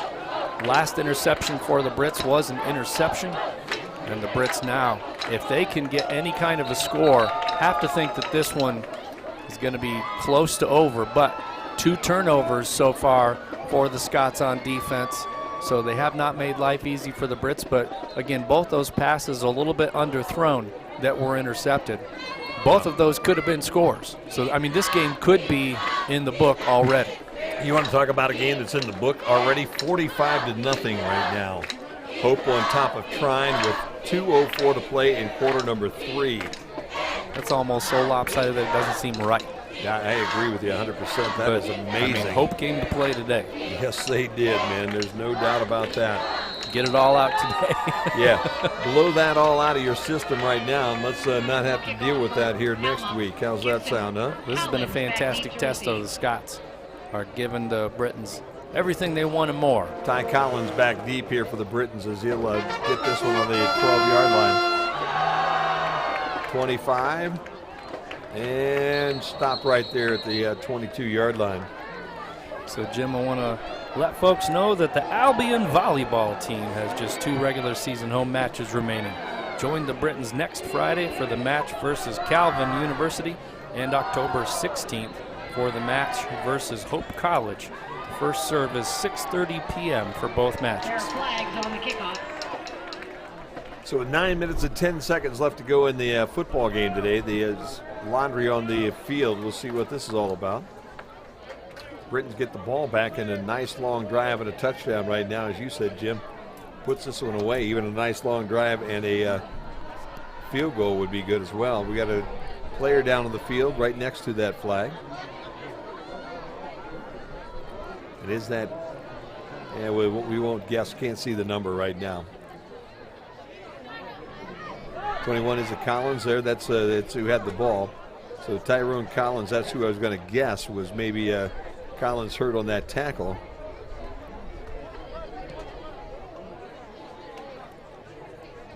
And we'll just see, we got the training staff down there. We got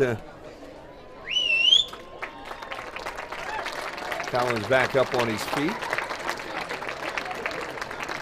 Jim, it looked like at the end of that run, he was spinning out of a tackle trying to fight for yardage, and it just makes you wonder if one of those legs got caught under as he was trying to spin.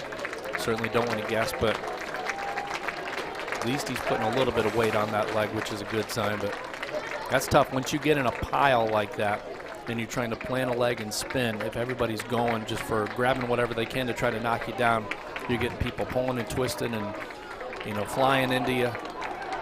Dicey situation right there. Mom's watching right now. It looks like he is getting to the sideline here.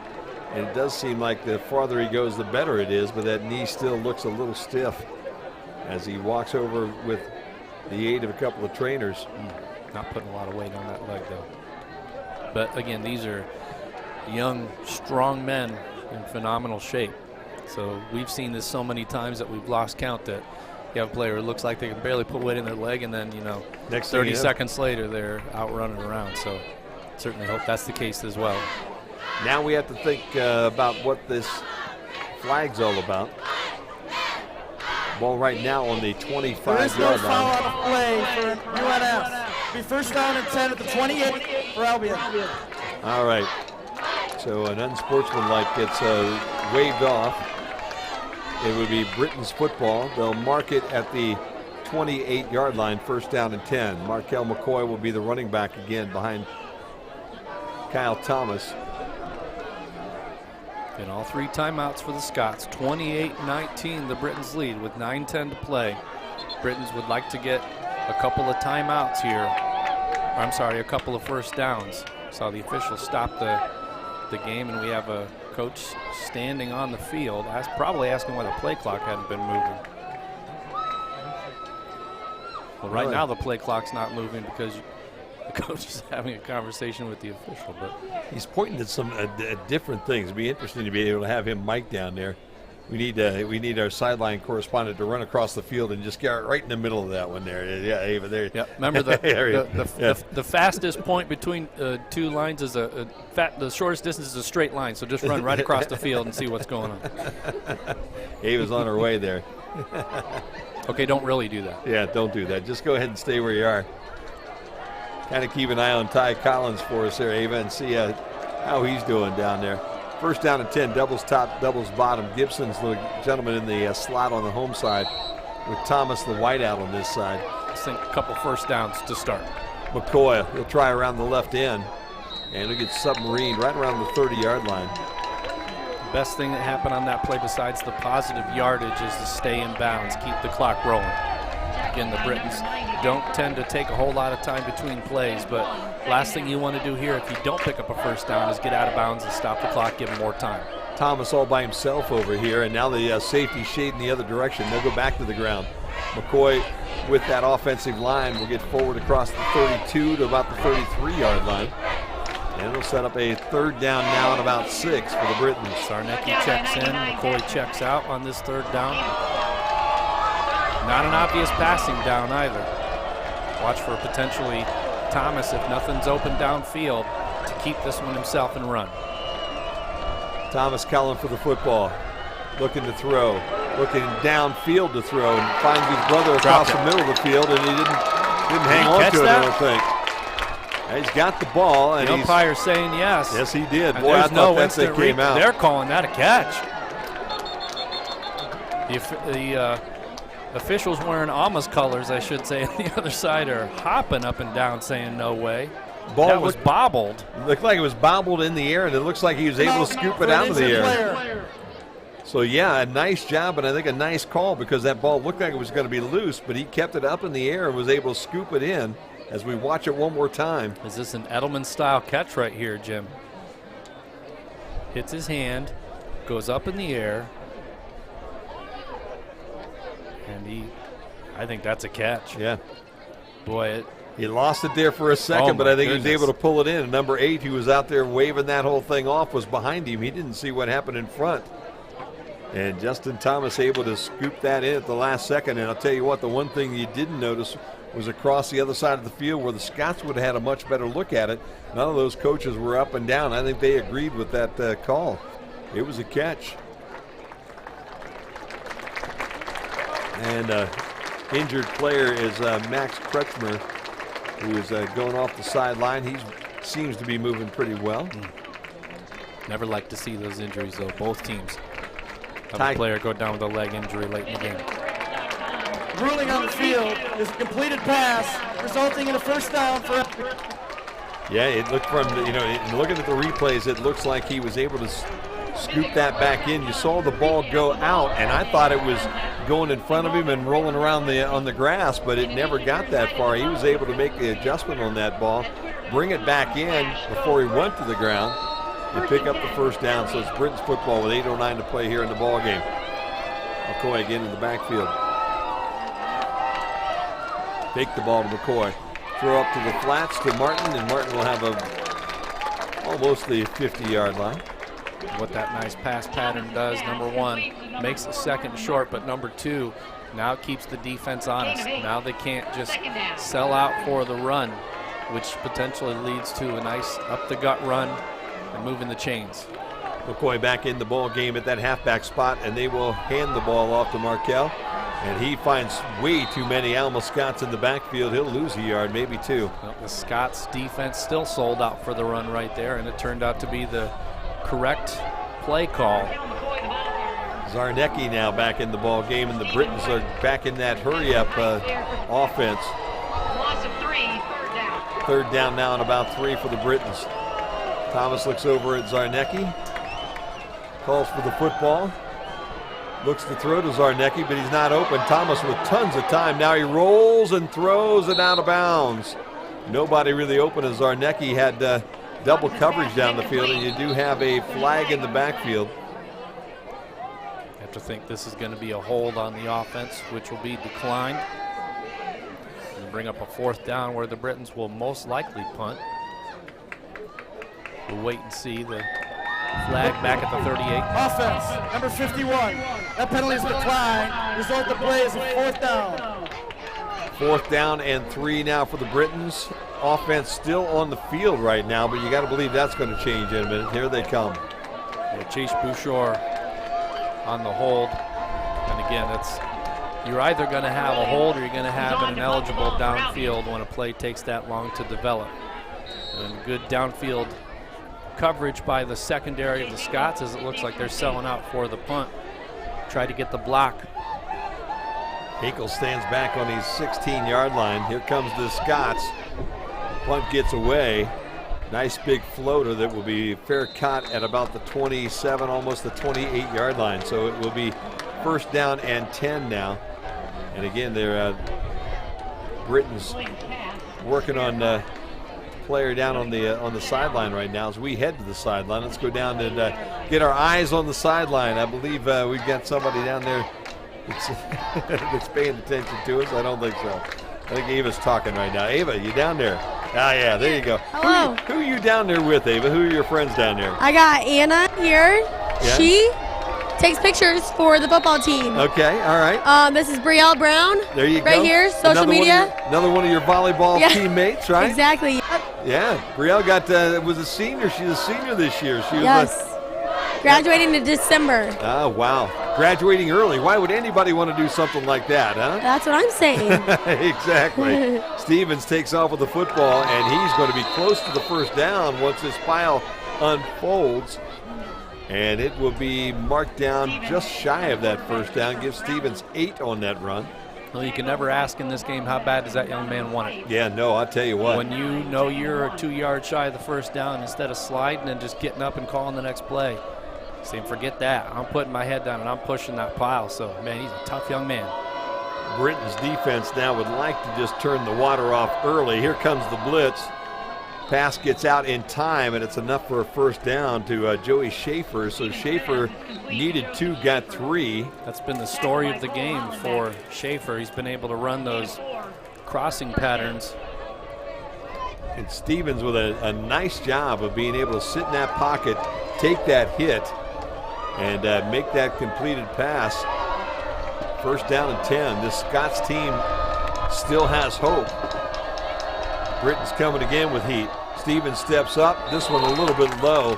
And pounding the ground is Joey Schaefer. But, boy, that would have been a nice catch. If he'd have pulled that one in, that was a tough one. Thrown kind of on his hip, so a little bit of a misfire there. I don't know if the wind had as much to do with that as the incoming pressure, but either way, it falls incomplete, stops the clock with 5:47 to play. We get all 3 timeouts for the Scots, but the Scots are going to have to play with a little bit more urgency as they are down 2 scores because of that missed extra point. Scots have their tight end. He runs that little crossing pass, but they go to the Spratling out of the backfield, and he's up the sideline. 10-5, touchdown. Boy, the Brits lost track of him. Well, they sent a corner on a corner blitz right there, Jim. And when they set a corner blitz, is we're going to get a penalty against the Scots on that touchdown for unsportsmanlike or taunting. But they sent a corner on a blitz, and that was the guy who was covering him. Spratling goes 59 yards with that one. There was nobody on the home sideline to even make an effort to slow him down. And if this is unsportsmanlike against them, if you can take it on this point after try, I would. Yeah, that makes it a little more difficult. Because that's 15 going back. 28-25. And Alma has answered with 2 quick touchdowns after the Britons put 2 on the scoreboard in that 3rd quarter. So Alma, you know, this is always a pretty good football game. Last year it went double overtime. This year we thought we had a breather there at the midway point of this 4th quarter, but Alma's not going to give up here this afternoon as they continue to fight back. This one's going against the Scots, and I think Coach Buer is going to back them up 15 here. Touchdown is good. After the play, unsportsmanlike conduct. Offense, number 10. 15-yard penalty will be on the succeeding kickoff. That is number 10's first unsportsmanlike of the game in regards to disqualification. Last kick was blocked by the Britons. It's a 3-point cushion right now. Let's see if they can get this extra point as well.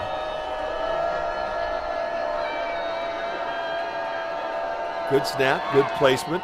Brits get up in the air. No good. But this one was pushed to the right a little bit, and it stays a 3-point contest, 28-25. Low snap, ball goes wide right. And again, now, yeah, I absolutely understand and agree with the call to back them up. Here, you see the corner blitz, and they go right where, throw it where they're not. And you leave that piece of real estate wide open. And there was nobody within shouting distance of Spratling as he took it to the house. So again, the decision to back them up 15, excellent call, because they should get just simply fantastic field position. I don't think you can even try an onside kick at this point if you're the Scots.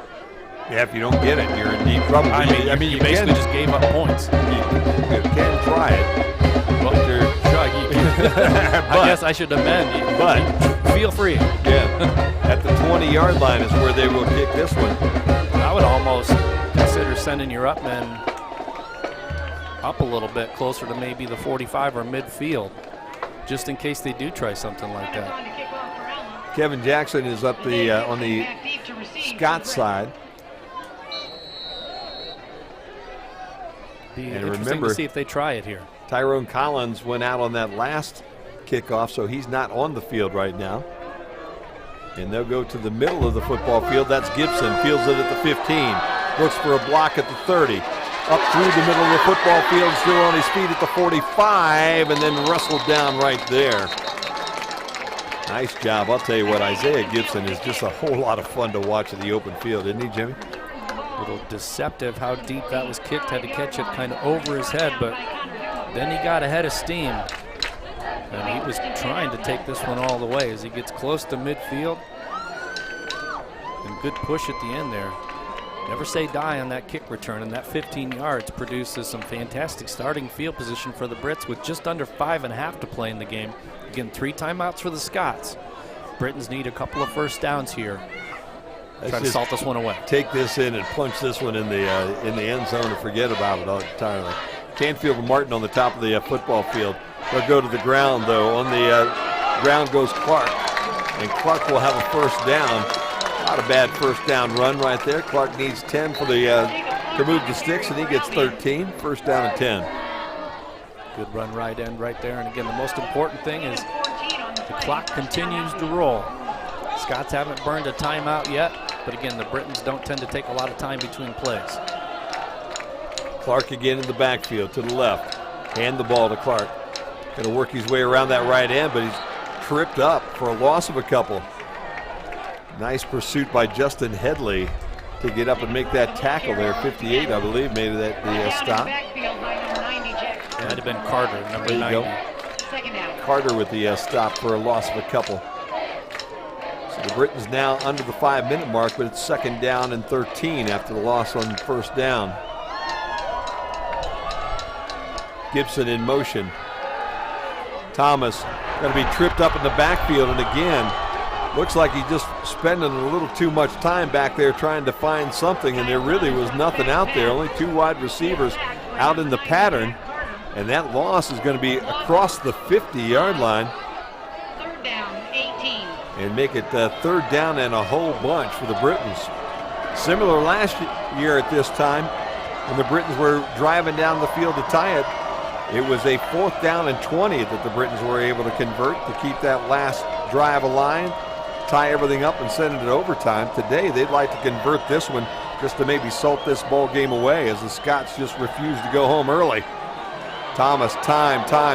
We got a hold probably in the backfield, and Thomas is going down at the 48-yard line, and again, nobody open upfield for him to throw to. 2 consecutive coverage sacks by the Scots. The defense stood up when it needed to stand up.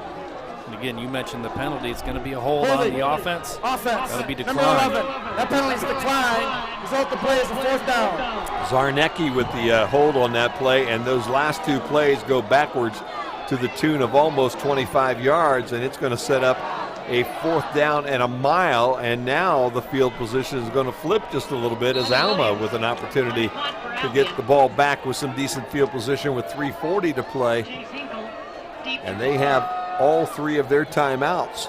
Going to need to get a good punt off, number one. Number two, going to need a nice deep punt, preferably a fair catch. Hinkle waits for the football back inside the 30 at the 27.5.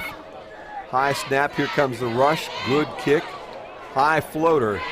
Hinkle will come up and fair catch it at the 33-yard line, and that's just ideal, I would think, for Coach Couch and his guys, as they saw what looked like maybe a game ender, where the defense stands up, stands tall, and gets the football back. Not only did they get it back, but they got it back in great field position, as they'll bring that offense back on the field with the ball 1st and 10 on the 34-yard line. There's something about these two teams that you have these nail-biter finishes. Sometimes teams are just naturally matched up that way. We'll see if fate has it in the cards once again to be one of those last-second kind of field goal games. If that's the case, the Scots have already had a field goal blocked, a long field goal. So can the Britons do it again? 1st down and 10 now as the Scots out on the football field. They'll send Spratling in motion. Last time he touched the ball, he went 51 yards with it. Instead, the quarterback, Stevens, will come up to the 40, and we're going to have maybe a late hit. Yep, he slid. As soon as he slides, you can't launch. And so a 5-yard pickup is going to end up being a 5-yard run with a penalty added to it. It's a question of when the defender left his feet for the hit versus when the quarterback started to slide. I have to imagine that's what they're discussing right now. And they are going to mark this one off. No picking this one up. Play. Personal foul. Defense. Late hit. Number 8. 50-yard. End of the run. Automatic 1st down. That ball goes now over the 50-yard line to the 45-yard line of the Britons. Opening week of the MIAA, both these teams wanting to go 1-0 in the conference, and I'll tell you what, the Scots don't want to leave here without a win. If ever there was a time for a takeaway, the Brits have given it up twice. Scots perhaps due to turn one over as well. Stevens again, Spratling in the backfield. They'll hand it to number 10. No, they fake it, and Stevens keeps it himself, and he'll have another 1st down. He's close to the 35-yard line. Reads that option. Saw Spratling had no place to go, realized off right side he had an opening, kept it himself, got 11. It's 1st down and 10 now at the 35-yard line. Britain's defense needs to come up with a turnover. I agree, Jimmy. Still out of field goal range, but no urgency now. There's a lot of football left, and you don't want to give the Brits the ball back. Stevens again calling for the football, calls his own number and goes forward again. And he's still on his feet at the 20, breaks a tackle at the 10, and he's on his way to the end zone, 35 yards. And just like that, the Scots take the lead for the first time in the second half, 31-28. It's a back-breaking touchdown right there. Good play call, good fake. Quarterback keeper, he's been money today. Boy, he really has been. So the Britons down by 3, 31-28, 2:24 to play in the ball game. One saving grace for Albion College, Jim, is the amount of time they left them. And there's no gimme on an extra point. No, it hadn't been a gimme on the extra point all afternoon long. Push the last one right. It's a 3-point game right now. This will mean it will take a touchdown to win it. And it hit the upright and will be, it slid in. Oh, boy. Hit that upright and slid inside of the upright instead of outside of the upright, and it is a 4-point contest, 32-28. Trying everything they could do right there to keep that a 3-point game. So the Britons, who have not really played the most error-free football that we have seen them play on the season, are going to have to come up with an error-free drive right now if they're going to win their opening game in front of this homecoming crowd at the MIAA. It's going to have to be a touchdown drive. That extra point makes it a 4-point game. Now the Brits going to have to get a touchdown. Field goal will not cut it. And I'll tell you what, you've got to take your hat off and say that Ryan Stevens has had quite an afternoon here this afternoon. We'll check on some numbers for him, but between he and Austin Spratling, they have been everything and a bag of chips this afternoon for the Alma Scots. It has been an interesting afternoon of football. Stevens just tough. We've seen him a couple different times take a serious shot on a rollout then come right back, call his own number, and run and finish the run strong. So, courageous guy. They're going to kick this ball to Isaiah Gibson. He'll backpedal to the 2, looking for some help with some purple jerseys. Gets a block. 25, 30, here he goes. 40, 45, 50. He's on his way to the house. Take it 99 yards, and the Britons are back in the lead just like that. Wow. I think they're going to say 98. But that was quite the return. You saw it coming, Jimmy. So did our camera op upstairs. Yeah. Ken just said that Sam called that one right before it happened. So our prognosticator up top must be that rooftop view, being able to see things clearly. During the return, holding. No. Return team, number 23.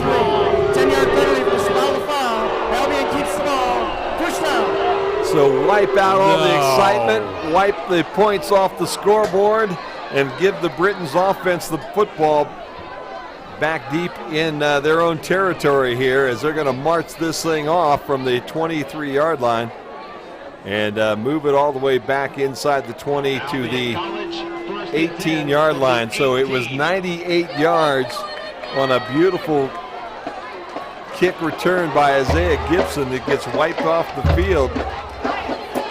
And the Britons defense and offense now has to come out and make something happen on their own. 2:09 to play now. Ball on the 18-yard line, so they've got 82 yards they need to be able to travel if they want to win this homecoming game this afternoon. Thomas waiting, finds his brother out across the 25, and he's thrown backwards, but forward progress will take him close to that first down, give him 8. And the Britons have a 2nd down and 2. Boy, I'll tell you what, the Alma Scots have done a good job in that secondary this afternoon. Kyle Thomas has had to really earn his keep trying to find an open receiver all afternoon long. And Justin Thomas has had a very difficult afternoon trying to find an open spot. Thomas again looking downfield. Now he'll roll towards his right.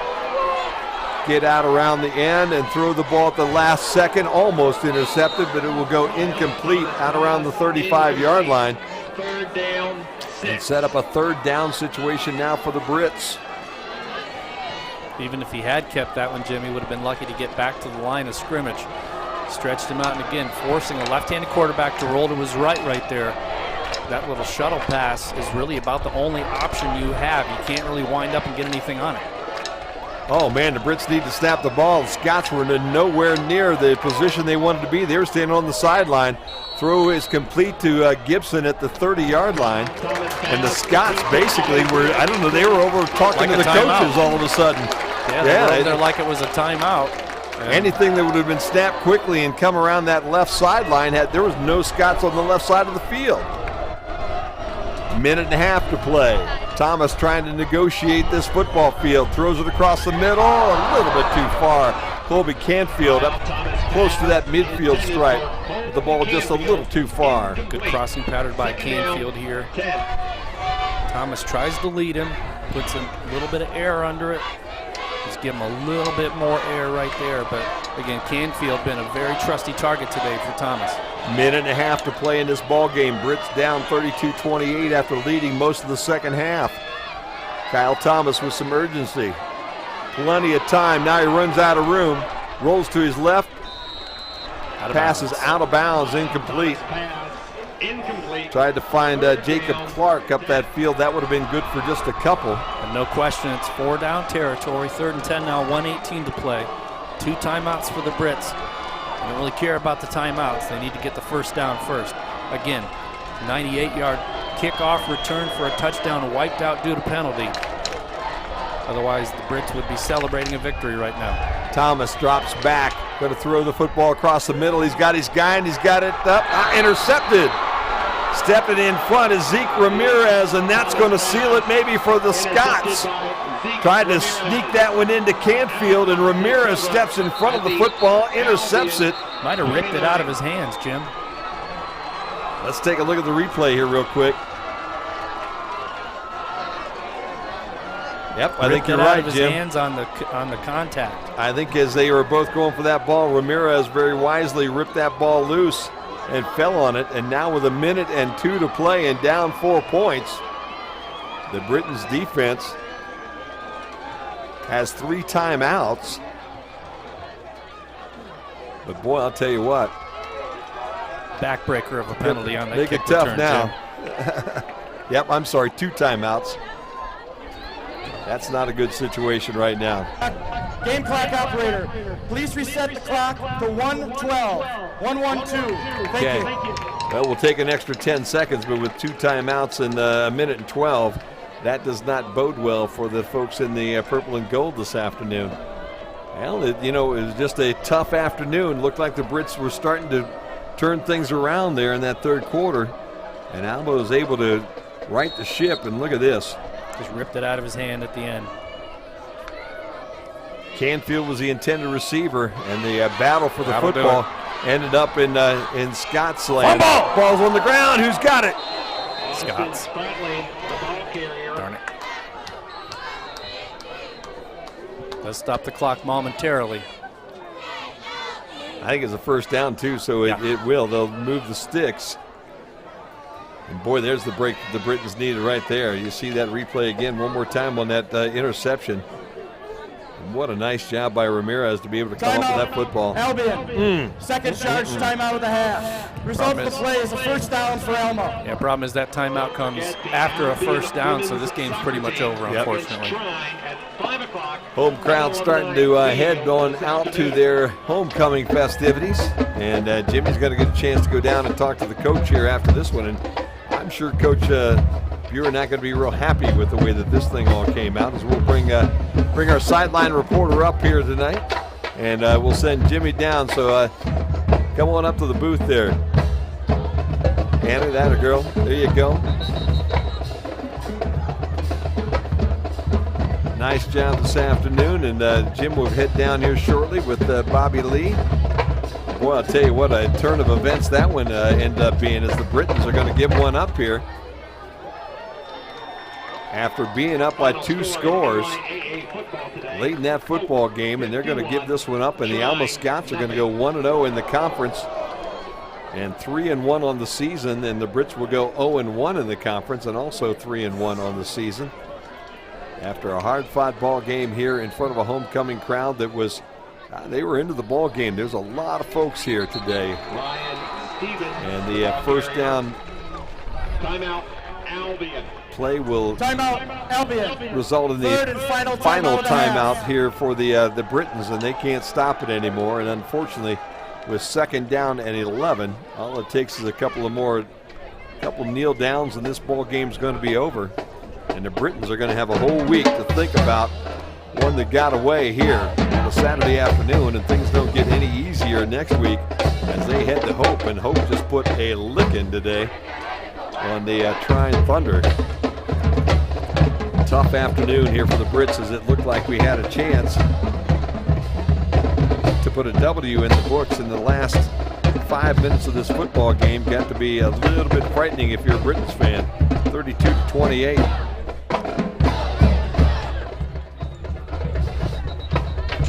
So it's down to just a couple of kneel downs, and this ball game will be in the books.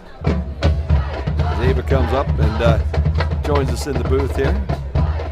Tough afternoon, huh? And second down again will probably bring this thing right down to the end of the ball game.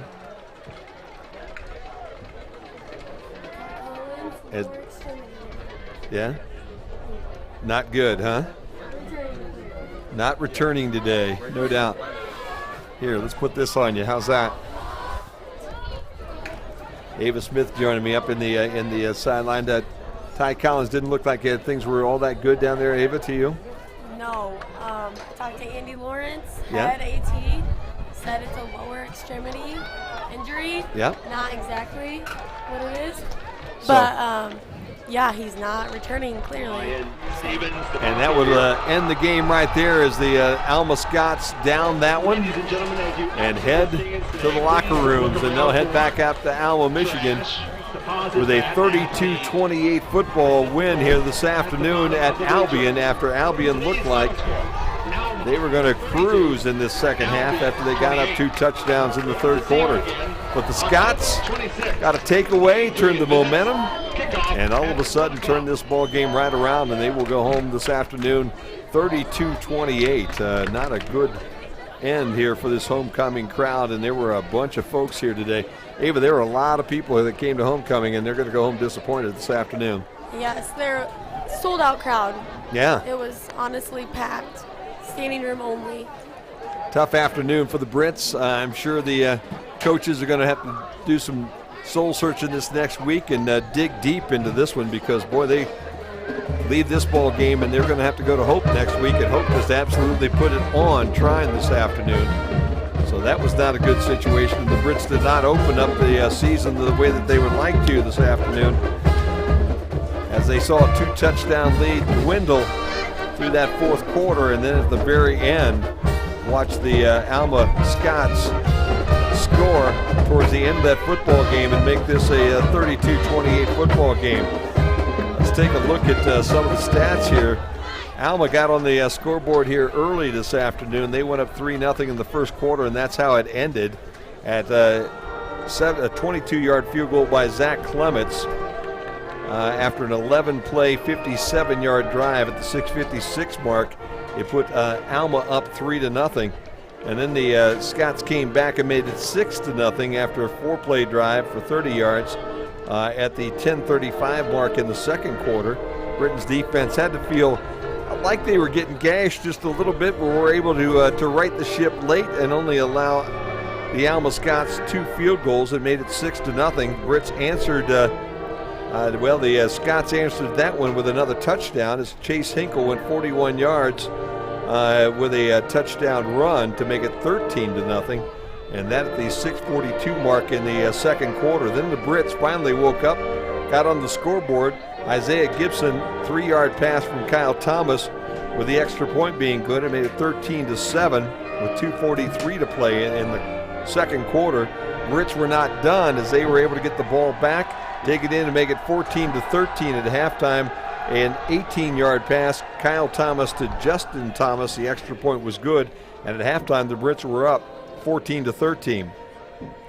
Alma had the football to open up quarter number 3. They came out. The Brits were able to stop them, got the football back, and a Marquel McCoy 15-yard run with 2:33 to go in the third quarter put the Brits up 28-13. That after a Jacob Clark 2-yard run made it 21-13 with about 4 minutes to go in that third quarter. So as we open up quarter number 4, Ava, it looked like we had everything under control. We were up 28-13 at that point in time, and I think everybody here at the field were saying, hey, homecoming's going to be a successful one, but it didn't end up that way, did it, huh? No, it did not.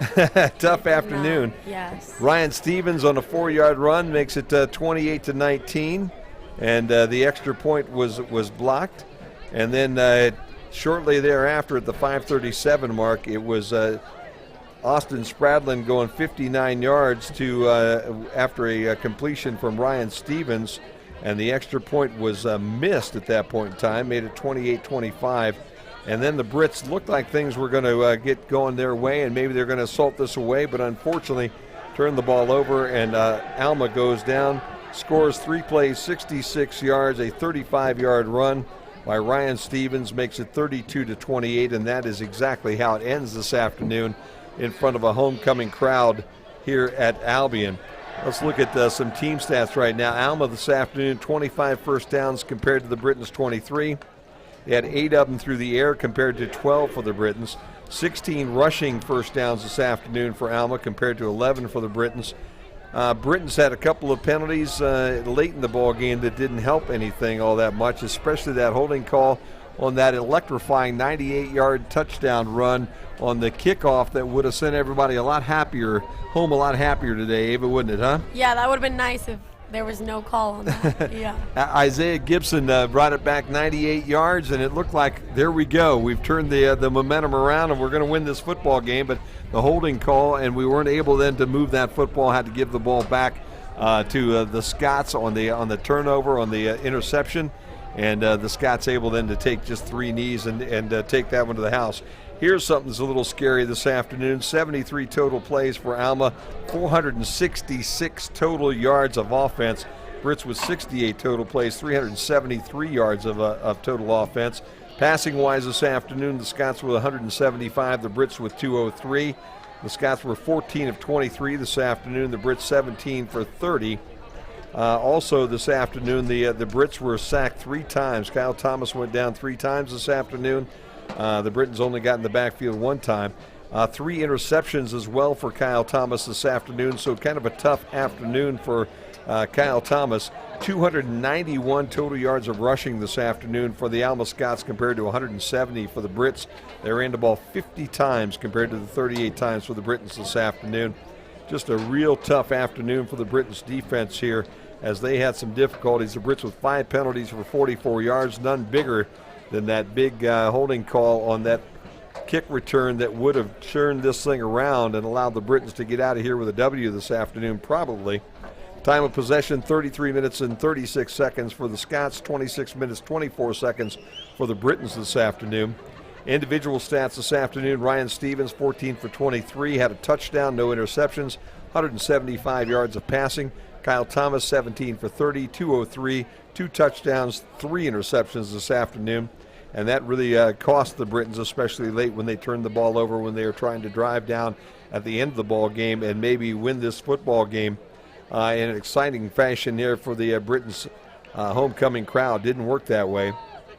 Ryan Stevens rushed 16 times this afternoon, 108 yards, 2 touchdowns. Austin Spratling, 18 carries this afternoon, 74 yards, no touchdowns. Chase Hinkle had a run for a touchdown this afternoon. It went 41 yards, carried the ball 3 times for a total of 41 yards, and that 41-yard run was his only touchdown of the afternoon, his only positive run of the afternoon. For the Britons, Marquel McCoy had 20 totes this afternoon for 106 and a touchdown. Jacob Clark had 5 runs for 44 and a touchdown. And Cullen Cox with 3 runs for 17 yards and no touchdowns. Isaiah Gibson, 1 run for 7 yards. Kyle Thomas ran the ball 9 times for -4 yards because of the sacks on the afternoon. Made it a little bit difficult for Thomas this afternoon. The Thomas brothers really had a tough afternoon, and you got to believe the Scots came in here with their eye on both those brothers this afternoon, and they did a nice job of corralling those guys here all afternoon long. Receiving today, receiving this afternoon, you've got Austin Spratling, 4 receptions for 78 yards for the Alma Scots. And Joseph Schaefer was 6 for 72 yards. Spratling also had a touchdown and a long of 59 yards. Steven Soa had 3 catches for 20 yards this afternoon. Chase Kruger with 1 catch for 5 yards. For the Britons this afternoon, Marlon Martin, 6 catches for 80 yards. Colby Camfil, 4 for 62 yards. Justin Thomas, 4 catches, 43 yards, and a touchdown. And Isaiah Gibson, 3 catches, 18 yards, and 1 touchdown. And it just was a tough afternoon here all the way around as Jim Bellamy is down on the field, and we're waiting for the coach to come out and have a little conversation with Jim this afternoon. I'm sure Coach not real happy with things. How does your coach, Ava, deal with a loss, and especially a tough loss like this one today? Yeah, it's always hard to lose, obviously. Our coach, we kind of look at it in a positive outlook, I'd say. Okay. Taking it as a lesson learned, finding ways to get better and improve off of that team, and just use it for our next future matches and moving on.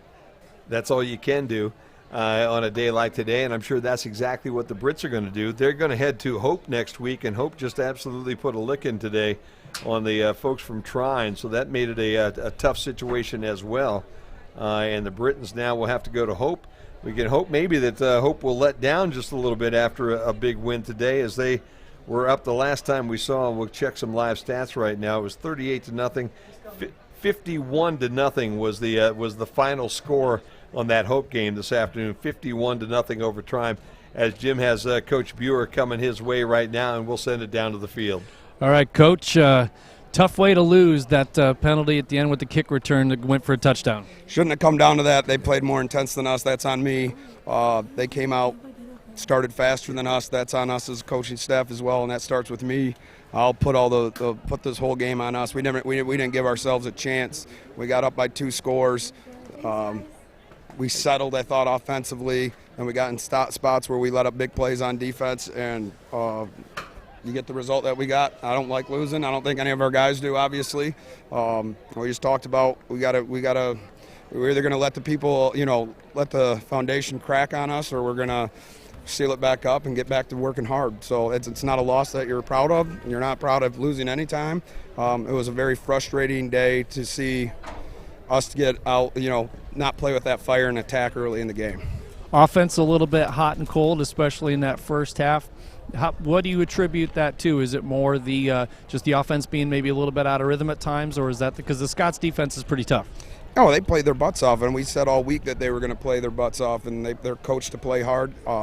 Just like we coach our guys to play hard, they happen to be a little more intense than us today, and like I said, that falls back on me, and I've got to find ways to fix it quick.